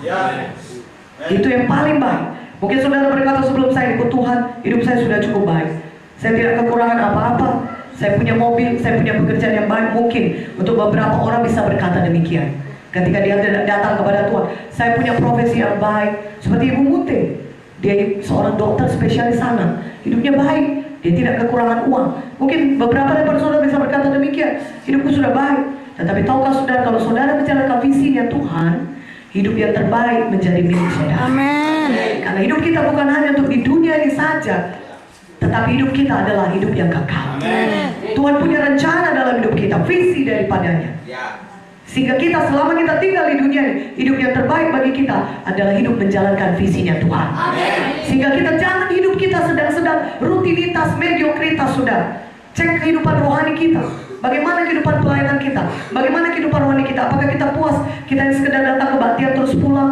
Kita hanya sekedar datang ke kebaktian memberikan persembahan, dan kemudian kita mungkin punya satu pelayanan di gereja, entah sebagai ini ada tugas kita di gereja, dan kemudian kita berkata itulah hidupnya yang sudah cukup bagi kita. Hidup rutinitas, menjalankan demikian saja hari lepas hari. Tuhan punya visi yang dari Tuhan bagi saudara. Ya, Tuhan sudah taruh itu. Apakah nyala api kita sudah tidak ada lagi, saudaraku? Nyala api kita sudah redup. Visi yang daripada Tuhan yang Tuhan taruh dalam hati kita, yang menyala-nyala. Misalnya anak Iar sudah, setelah dia tamat dari Iar, mungkin dia menikah saudara, dan kemudian dia bangun sidang, tapi tidak ada lagi gairah melayani Tuhan. Saudaraku, ya, atau ada anak-anak Tuhan yang dipanggil Tuhan untuk menjadi hamba Tuhan, tapi kemudian dia dapat pekerjaan yang baik, dan kemudian dia mendapat saudara seorang suami atau istri yang baik, dan dia berumah tangga, dan kemudian dia lupa akan visi daripada Tuhan. Saudaraku yang kekasih dalam Tuhan, pada hari ini nyalakan kembali visi saudara yang ada. Nyalakan kembali visi yang dari Tuhan. Amin. Tuhan mau kita sampai kepada panggilan Tuhan dalam hidup kita. Tuhan mau kita menjalankan visi daripadanya. Biar kita sama seperti Paulus yang berkata, aku telah sampai kepada garis akhir. Aku telah menyelesaikan pertandingan imanku. Sehingga kehidupan kita di dunia ini bergairah hari lepas hari. Karena ada panggilan Tuhan yang harus kita kejar. Ada panggilan, ada visi daripada Tuhan yang harus kita genapkan dalam hidup kita. Haleluya. Seorang hamba Tuhan sudah ada di dalam Alkitab yang visinya yang luar biasa tapi menjadi redup. Yaitu siapakah dia, saudara? Musa. Musa lahir ketika bangsa Israel mau dibunuh oleh Firaun. Firaun memerintahkan anak laki-laki semua dibunuh. Oleh karena itu ibu Musa menyembunyikan Musa. Tapi ketika dia bertambah besar tidak bisa lagi disembunyikan. Maka mereka layarkanlah Musa dalam satu keranjang di sungai Nil. Dan oleh pimpinan Tuhan, saudara, Musa akhirnya disusui oleh ibunya sendiri. Amin. Di sungai Nil itu ditemukan oleh putri Firaun. Putri Firaun berkata, oh ini tentunya anak daripada budak Israel, bangsa Israel. Carilah siapa inang pengasuhnya. Dan kemudian dapatlah ibu Musa sendiri, Tuhan yang memimpinkannya. Amin.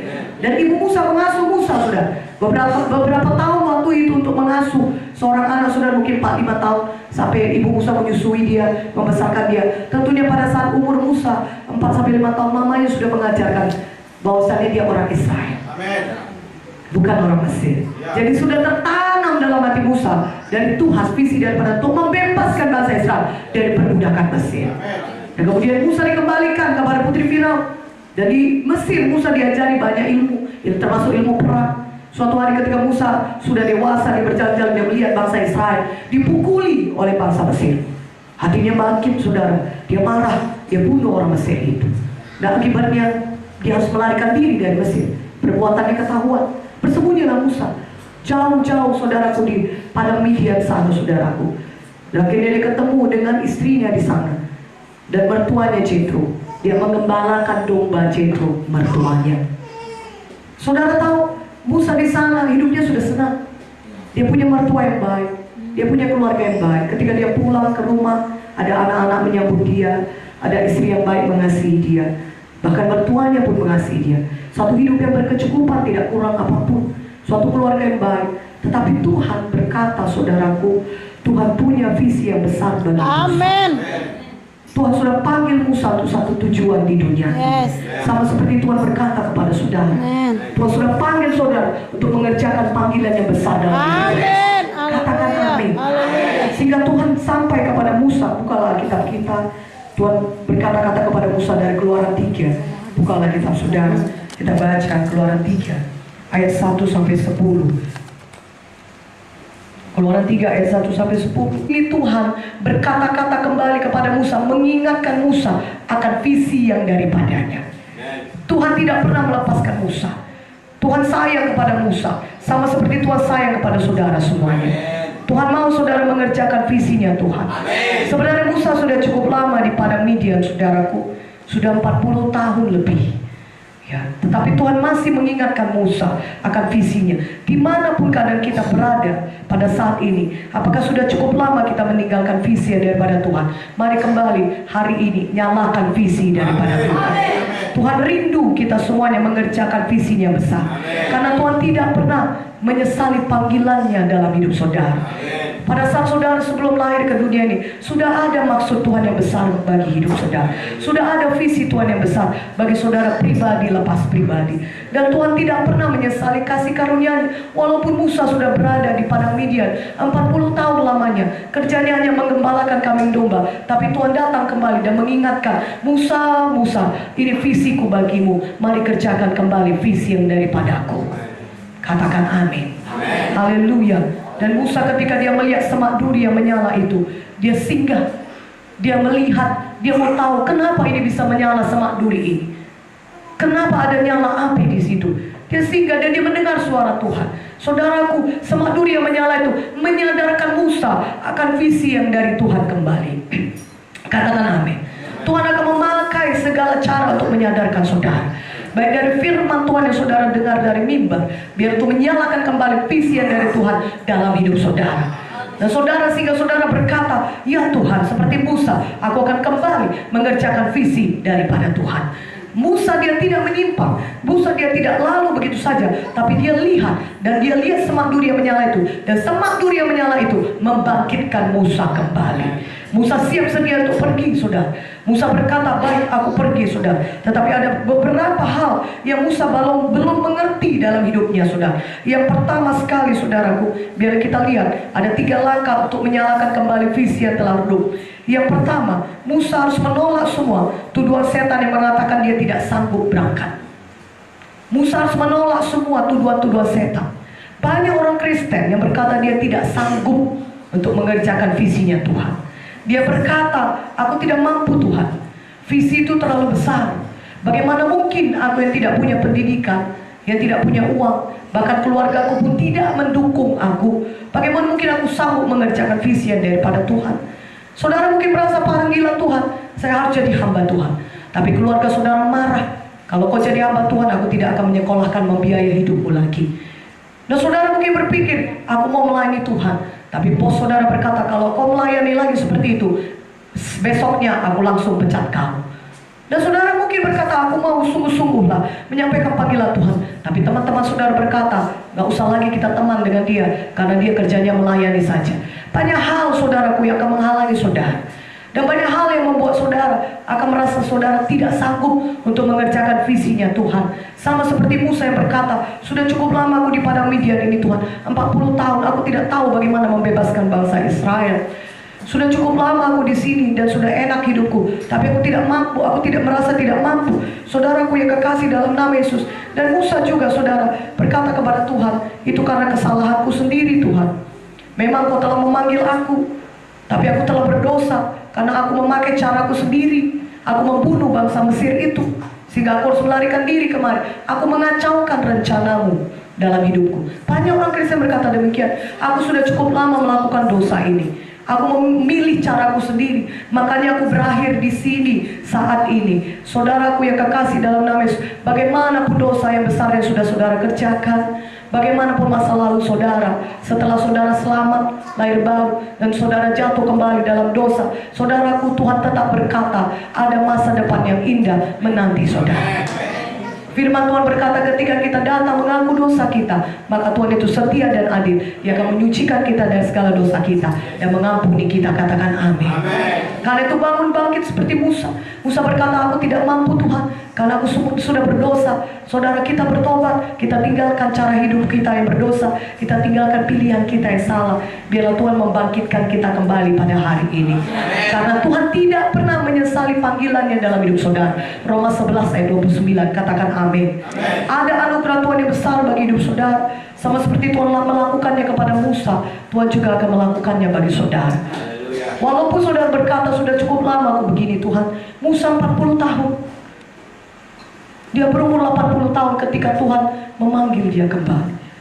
40 tahun lebih dia sudah ada di Midian, saudaraku. Hari ini juga saudara berkata, sudah cukup lama hidup seperti ini. Visiku redup sudah cukup lama. Tuhan berkata, nyalakan kembali visi. Tolak semua tuduhan setan, katakan amin. Ada pengampunan, ada darah Yesus bagi kita. Tuhan tetap menyediakan masa depan yang indah bagi saudara. Tuhan tetap mau saudara menjalankan visi yang daripada Tuhan. Haleluya saudaraku. Kemudian Musa tidak mengerti juga. Ada yang beberapa hal dia tetap berkata kepada Tuhan. Dia memberikan alasan manusiawi. Salah satunya adalah Keluaran 3 ayat 11 kita baca. Tetapi Musa berkata kepada Allah, siapakah aku ini? Maka aku yang akan menghadap Firaun dan membawa orang Israel keluar dari Mesir. Musa berkata, siapa aku ini? Masa aku bisa menghadap Firaun? Firaun itu adalah pemimpin yang paling saudaraku besar pada saat itu di dunia. Ya, itu Mesir adalah kerajaan yang paling maju di dunia pada saat itu. Segala ilmu paling tinggi ada di Mesir. Dan Firaun itu paling ditakuti di seluruh dunia. Siapa aku ini, kata Musa, sehingga aku bisa menghadap Firaun. Musa merasa dirinya bukan siapa-siapa. Banyak anak Tuhan demikian. Dia melihat kepada dirinya dan dia merasa, aku bukan siapa-siapa. Siapa aku ini sehingga aku bisa menyelesaikan visinya Tuhan. Tuhan panggil aku untuk melayani seperti ini. Dan saudara tahu itu, saudara pun merasakannya. Sepertinya bukan begini hidupku, rutinitas tidak. Tuhan mau aku melakukan ini. Tapi saudara terbentur kepada alasan manusiawi dalam hati pikiran saudara. Saudara berkata, aku ini siapa rupanya? Sama seperti Musa. Sekali lagi saudara, Tuhan berkata kepada Musa, firman Tuhan berkata kepada kita, jangan lihat kepada diri kita, Amen. tapi lihat kepada Tuhan yang besar yang mengutus saudara. Katakan amin. Jangan lihat kepada siapa saudara, tapi lihat kepada siapa Tuhan itu bagi saudara. Siapa Tuhan itu bagi saudara, itu yang perlu saudara lihat. Itu yang perlu saudara pegang teguh. Tuhan itu adalah Tuhan yang luar biasa mengurapi kita. Tuhan itu adalah Tuhan yang sudah memanggil dan memilih kita sebelum di dunia dijadikan, supaya visinya bisa saudara kerjakan.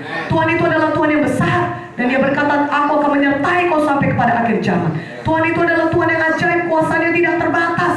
Dan Roh Kudus yang dicurahkan kepada kita, Roh Kudus yang di dalam kita jauh lebih besar daripada roh yang ada di dalam dunia ini. Katakan amin. Jadi jangan fokus kepada diri kita, tapi fokus kepada Tuhan itu bagi kita. Siapa Yesus itu bagi kita, itu kita harus mengenal Tuhan lebih dalam. Katakan amin. Jadi pelayanan kita saudaraku bukan bergantung kepada siapa kita, tetapi bergantung kepada siapa Tuhan bagi kita. Kadang-kadang kita melihat musuh kita besar, Firaun itu besar. Seperti bangsa Israel saudaraku, yang mengintai 12 orang ke Kanaan, yang disuruh oleh pergi mengintai, cuma 2 orang yang percaya mereka bisa memiliki tanah Kanaan. Tapi 10 lagi mereka berkata, musuh kami seperti raksasa, kami seperti belalang. Mereka melihat kepada besarnya musuh. Mereka melihat diri mereka sendiri seperti belalang. Pada hari ini Tuhan ingatkan kita, jangan lihat kepada besarnya musuh, jangan lihat kepada belalangnya kita saudara, jangan lihat kepada diri kita, lihat kepada Tuhan yang besar yang bisa memakai kita. Haleluya. Katakan amin. Nah, saudara, Musa bertanya lagi, Tuhan siapakah engkau? Makanya Tuhan berkata Keluaran 13:14, siapakah engkau? Harus aku katakan kepada mereka, siapakah yang mengutus aku ini? Lalu Musa berkata kepada Allah, tetapi apabila aku mendapatkan orang Israel yang berkata kepada mereka, Allah nenek moyangmu telah mengutus aku kepadamu, dan mereka bertanya kepadaku, bagaimana tentang namanya? Apa yang harus kujawab kepada mereka? Firman Allah kepada Musa, aku adalah aku. Lagi firmannya, beginilah kau katakan kepada orang Israel itu, akulah aku telah mengutus aku kepadamu. Saudaraku yang kekasih, dalam nama Yesus, yang mengutus kita adalah Tuhan. Tuhan segala Tuhan, Raja di atas segala raja, Tuhan yang menciptakan langit dan bumi, yang kuasanya tidak terbatas, yang kuasanya dahsyat. Haleluya. Itulah Tuhan yang mengutus kita. Amin. Tuhan yang memakai saudara. Amin. Tuhan yang sudah mencurahkan kuasa Roh Kudusnya dalam kita, sehingga kita bisa menjadi saksinya, bukan hanya di kota kita ini di Bitung, tapi juga di Judea, Samaria, sampai ke ujung bumi. Haleluya. Itulah Tuhan yang sudah mengurapi kita dengan kuasa Roh Kudusnya. Katakan amin. Di dalam terjemahan aslinya, I am that I am, not I was that I was, or I will, or that I will. Ya, bukan aku adalah Tuhan yang lalu, aku adalah Tuhan yang akan datang, bukan. Tapi aku adalah Tuhan yang adalah aku yang untuk sekarang ini. Sekarang ini Yesus itu pembebas bagi saudara. Sekarang ini Yesus itu mengurapi saudara. Sekarang ini Yesus itu memakai saudara dengan luar biasa. Sekarang ini Yesus sudah menyucikan saudara dari segala dosa saudara. Yesus memulihkan hidup saudara. Tuhan Yesus adalah Tuhan bagi kita untuk yang sekarang ini, saat ini saudara. Dia hadir bagi saudara saat ini. Dia bukan hadir untuk yang akan datang atau dia kemarin melakukan mujizatnya, tidak. Tuhan kita adalah Tuhan yang untuk sekarang ini. Sekarang ini dia melakukan mujizatnya bagi kita. Sekarang ini hidup kita juga langsung diubahkannya. Hari ini juga, detik ini juga, Yesus itu pembebas bagi kita. Firman yang membebaskan kita. Amin. Dan kita bisa semangat menyala untuk mengerjakan visinya Tuhan. Katakan amin. Tuhan berkata dalam Lukas 10:19, aku telah memberikan kepadamu kuasa untuk menginjak ular dan kalajengking. Tuhan sudah berikan kuasa kepada kita. Ya, Tuhan memang ada di sorga, tapi Dia berikan kuasanya kepada kita. Adalah kehendaknya kita hidup berkuasa, sehingga lewat hidup kita kuasa Tuhan dinyatakan. Orang-orang diselamatkan, orang-orang disembuhkan, orang-orang dibebaskan. Amin. Dialah ketika kita pergi, kita membawa kuasa Tuhan bersama dengan kita. Firaun tidak perlu kita takuti saudara. Yang perlu kita takuti adalah Tuhan. Amin. Haleluya. Dan bersama dengan Tuhan, siapakah lawan kita? Tidak ada. Amin. Bersama dengan Yesus tidak ada lawan kita. Amin. Yesus itu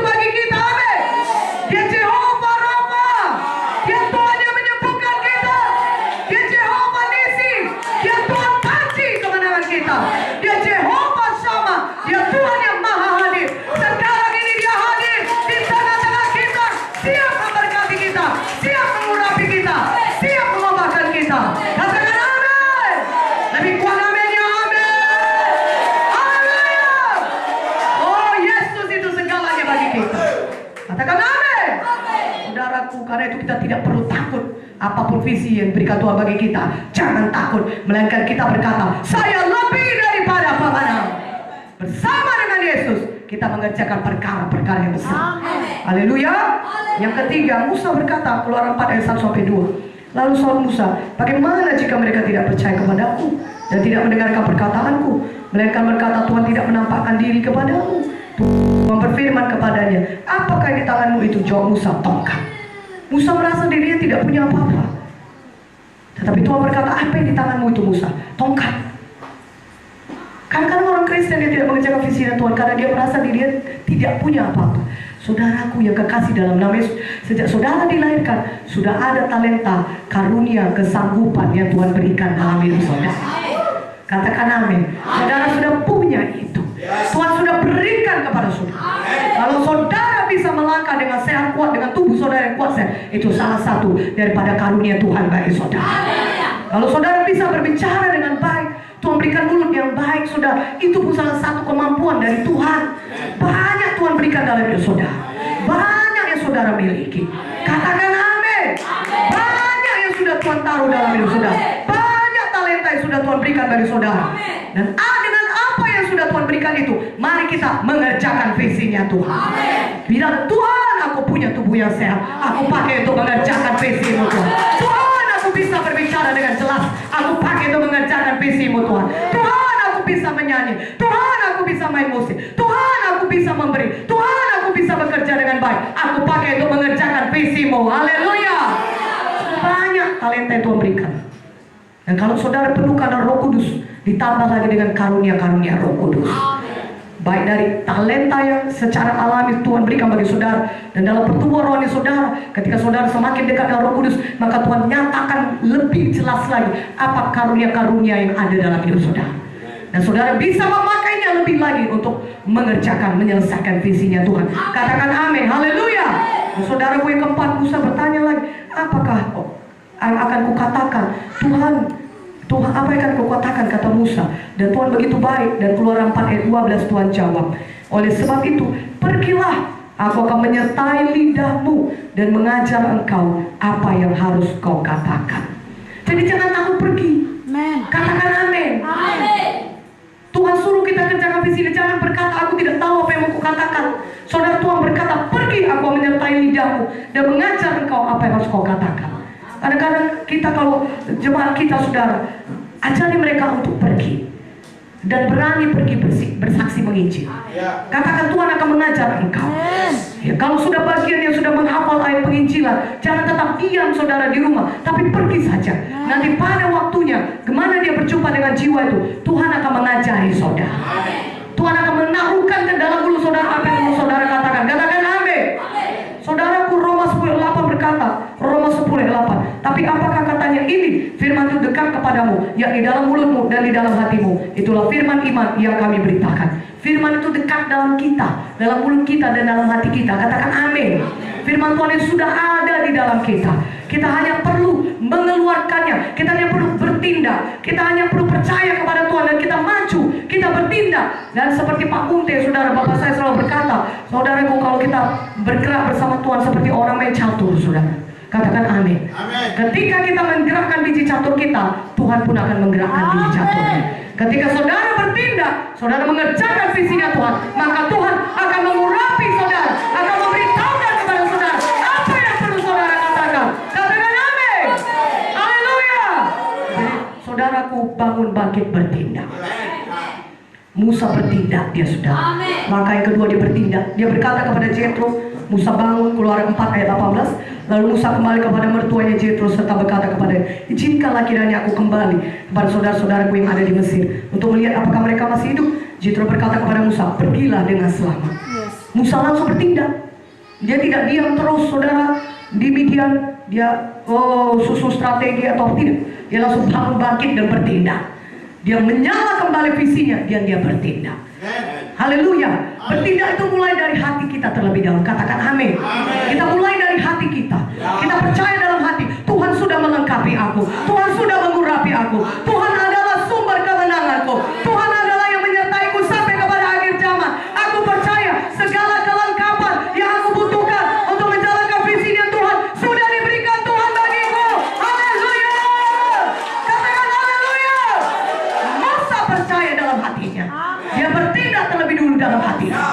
Dia berkata, aku bisa, aku bangun, aku bangkit, aku kembali ke Mesir, dan aku bebaskan bangsa Israel dari tanah Mesir. Haleluya. Kita bertindak dulu dalam hati kita. Kita berkata sebelum kubur kita sampai kepada jiwa yang mau kita injil, kita berkata jiwa itu pasti selamat, jiwa itu pasti sembuh, jiwa itu pasti bebas. Di sana akan dibuka KKS, di sana akan dibuka GKI cabang lagi. Haleluya. Mana haleluyanya lebih kuat? Haleluya. Amin. Sebelum pun kita sampai berjiwa, hati kita sudah bertindak terlebih dahulu. Amin. Sebelum pun saudara bertindak, saudara hati dulu. Katakan amin. Saudara berkata di sana nanti ada mujizat Tuhan yang luar biasa. Ketika aku letakkan sama orang sakit sembuh, gereja Tuhan dibuka di sana. Amin ya lebih kuat, amin ya. Ketika aku datang kepada pemerintah ini, dia terbuka hatinya, dijamah Tuhan hatinya, dikasihnya izin untuk KKN. Haleluya. Katakan haleluya. Lebih kuat haleluyanya. Ketika aku datang kepada teman-temanku, aku percaya nanti akan ada KKN di tempat sana. Amin. Kalau saudara pergi menginjil ke teman saudara, saudara berkata, nanti temanku pasti dibuka oleh Tuhan. Semua hatinya mereka percaya dan mereka semuanya masuk GKI ini. Mana amin yang lebih kuat? Amin ya. Haleluya. Ketika aku pergi ke tempat tetanggaku, selama ini aku sudah berbuat baik sama dia. Aku percaya Tuhan, ini harinya di mana dia diselamatkan, di mana dia dibebaskan, di mana dia disembuhkan. Saudara sudah bertindak terlebih dulu dari hati saudara. Saudara percaya Tuhan mengurapi saudara. Saudara percaya Tuhan melakukan tanda ajaib mujizat lewat hidup saudara. Katakan amin. Saudara kata Tuhan sudah berikan itu kepada saudara. Kelengkapan apapun yang dibutuhkan Tuhan sudah berikan Roh Kudusnya. Katakan amin. Tuhan berikan firman-Nya. Katakan amin. Dan Tuhan sendiri berjanji akan memegang kita dengan tangan kanannya yang membawa kepada kemenangan. Berikan kemuliaan bagi nama Yesus. Haleluya. Yesaya 60 ayat 1 sampai 3. Mari buka Alkitab kita. Yesaya 60 ayat 1 sampai 3. Katakan amin. Yesaya 60 ayat 1 sampai 3 kita baca sama-sama. Siap katakan amin. 1, 2, 3. Bangkitlah, menjadi teranglah, sebab terangmu datang dan kemuliaan Tuhan terbit atasmu. Sebab sesungguhnya kegelapan menutupi bumi dan kekelaman menutupi bangsa-bangsa, tapi terang Tuhan terbit atasmu dan kemuliaannya menjadi nyata atasmu. Bangsa-bangsa berduyun-duyun datang kepada terangmu dan raja-raja kepada cahaya yang terbit bagimu. Haleluya.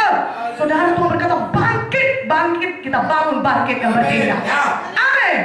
Kita bangun bangkit bertindak. Kita mengerjakan visinya Tuhan. Visi yang redup kita nyalakan kembali. Haleluya. Salah satu daripada lambang Roh Kudus adalah api. Biarlah visi kita kembali menyala-nyala. Amin. Karena itu tandanya Roh Kudus penuh atas kita. Karena itu tandanya Roh Kudus limpah atas kita. Haleluya. Hati kita bertindak, tindakan kita juga kita tindakan. Katakan amin. Dan Tuhan berkata kegelapan menutupi bumi. Ya benar sudah. Kalau saudara lihat dunia ini bukan bertambah baik. Katakan amin. Dunia bertambah jahat. Karena itu penggenapan nubuatan. Dunia ini akan dihancurkan. Akan ada bumi baru. Haleluya. Yesus akan datang menjemput kita kedua. Jadi tidak ada yang bertambah baik. Tetapi orang kita yang kudus bertambah kudus. Dan karena itu saudara, kekelaman menutupi bangsa-bangsa, tapi terang Tuhan terbit atas kita. Kita anak-anak Tuhan bangun bangkit. Visi di dalam hati kita menyala-nyala. Katakan amin. Ada kemuliaan Tuhan nyata dalam hidup kita. Amin. Sehingga apa kata Tuhan? Bangsa-bangsa berduyun-duyun datang kepada terang kita. Raja-raja kepada cahaya yang terbit bagi kita. Dan Tuhan, anak-anak dunia ini menantikan penyataan anak-anak Tuhan. Kita harus bangun dan bangkit. Kita harus nyatakan siapa Yesus dalam kita. Ada terang yang luar biasa di dalam kita. Katakan amin. Kita hidup sebagai terang. Kita nyatakan, kita transfer terang Tuhan kepada sekeliling kita. Amin. Sehingga bukan hanya bangsa-bangsa, saudara raja-raja, penguasa-penguasa pun datang kepada kita. Haleluya. Katakan haleluya. Amin. Dan saudara, karena itu kita harus kenal. Dan saudara, siapa Yesus bagi kita. Tolak semua tuduhan setan. Saudaraku, tolak semua alasan-alasan manusiawi. Tapi kita bangun bangkit dan bertindak dalam hati kita terlebih dahulu. Dan kemudian kita bertindak dengan tindakan kita. Amin.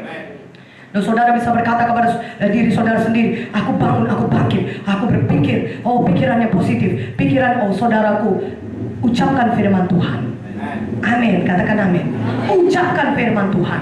Saudara tahu Markus 11 ayat 23 sampai 24, ayat 22 sampai 24. Ucapkan firman Tuhan. Ucapkan dalam nama Yesus aku bisa mengerjakan visinya. Dalam nama Yesus aku bisa melakukan pekerjaan yang besar bagi Tuhan. Aku percaya Tuhan, Kau memakai aku luar biasa. Aku percaya Tuhan, segala kelengkapan sudah Kau berikan bagiku. Aku percaya Tuhan, aku bisa Engkau pimpin lagi untuk mengerjakan visimu terus menerus. Aku bisa mengerjakannya sampai kedatangan kedua kali. Aku sampai kepada garis akhir. Amin. Haleluya. Haleluya saudaraku. Haleluya. Tolak hidup sedang-sedang. Tolak hidup rutinitas. Katakan tidak kepada visi yang redup. Saya punya visi yang menyala-nyala. Saya kerjakan visinya Tuhan. Amin. Bangun bangkit dan bertindak.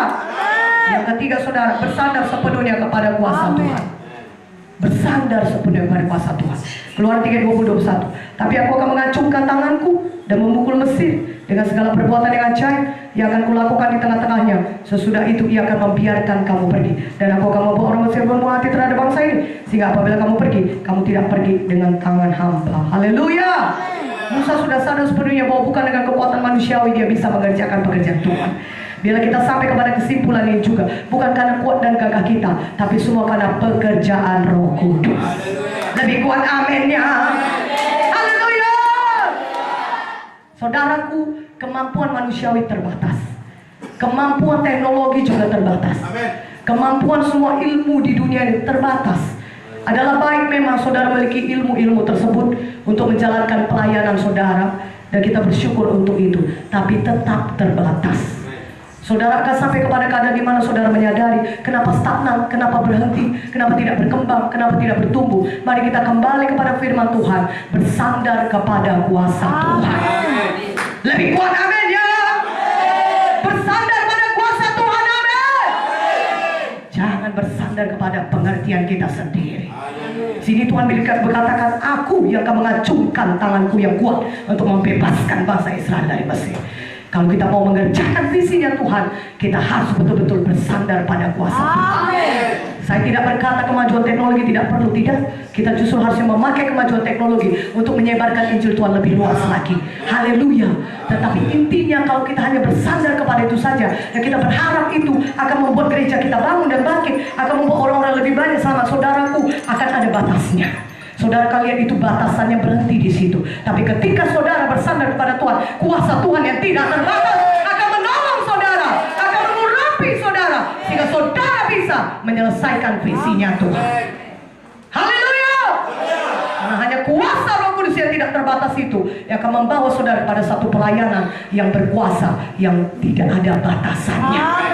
Akan membawa saudara kepada satu pertumbuhan, kualitas pelayanan yang tidak ada batasannya. Amin. Katakan amin. Katakan haleluya. Amin. Tetapkan hati kita saudaraku, bagus kita punya segala macam kemajuan teknologi. Amin untuk itu. Karena itu pun kepengetahuan datang dari Tuhan, dan kita pakai itu sebaik-baiknya supaya lebih cepat lagi kita memberitakan Injil. Tetap kembali kepada intinya. Firman Tuhan berkata, bukan kuat, bukan gagah, melainkan Rohku, kata Tuhan. Haleluya. Sehingga kita betul-betul harus penuh Roh Kudus. Kembali lagi kita, kembali persekutuan dengan Tuhan. Kembali banyak berdoa. Kembali banyak merenungkan firman. Kembali banyak memperkatakan firman. Kembali banyak bersekutu dengan Roh Kudus. Kembali banyak berkata-kata memperkatakan firman Tuhan ini. Amin. Kembali lagi tentu saudaraku intim dengan Roh Kudus. Kita bertanya terus-menerus setiap saat, Roh Kudus, apalagi yang perlu kulakukan? Roh Kudus, pimpin lagi aku. Karena Roh Kudus adalah Roh kebenaran yang memimpin kita pada kebenaran, dan dia juga Roh kuasa. Dia akan mengurapi saudara dengan kuasanya yang tidak terbatas. Sehingga setiap pelayanan saudara, saudaraku tidak perlu berhenti, tidak perlu berkembang, apalagi mundur. Tetapi saudara kalian, Tuhan akan bawa saudara dari satu kemenangan kepada kemenangan berikutnya. Tuhan akan bawa saudara dari satu kemuliaan kepada kemuliaan berikutnya. Bersandar sepenuhnya pada kuasa Tuhan, menyerah kepada Tuhan, dan katakan, Tuhan pimpin aku hanya melihat, memandang kepadamu, biarlah kuasamu memenuhkanku. Oleh karena itu perlu sekali kita, jemaat Tuhan, hamba Tuhan, pelayan Tuhan, kita semuanya harus penuh Roh Kudus. Katakan amin. Penuh Roh Kudus akan membawa saudara penuh kuasa Tuhan. Haleluya. Katakan haleluya. Banyak berdoa bersekutu dengan Roh Kudus. Banyak berdoa bertalu-talu. Banyak baca firman Tuhan. Karena dari situlah kuasa kita. Amin. Ketika kita berhubungan dengan sumber kuasa, maka dari situlah kuasa kita dapatkan dari Tuhan yang memberikannya kepada kita. Haleluya. Katakan haleluya. Apakah saudara mau penuh Roh Kudus malam ini? Nyalakan kembali visi saudara yang redup. Katakan amin. Semuanya kita punya visi yang menyala-nyala. Haleluya. Jangan takut walaupun saudara masih muda. Tuhan sudah berikan visi Tuhan kepada saudara. Pakai kuasa Roh Kudus. Tolak semua tuduhan setan. Bangun, bangkit, bertindak. Mulai dari hati saudara malam ini berkata, aku bisa, aku bisa, aku bisa. Karena Roh Kudus ada di dalamku. Haleluya. Mari kita semuanya bangkit berdiri, saudaraku. Mari kita penuh Roh Kudus.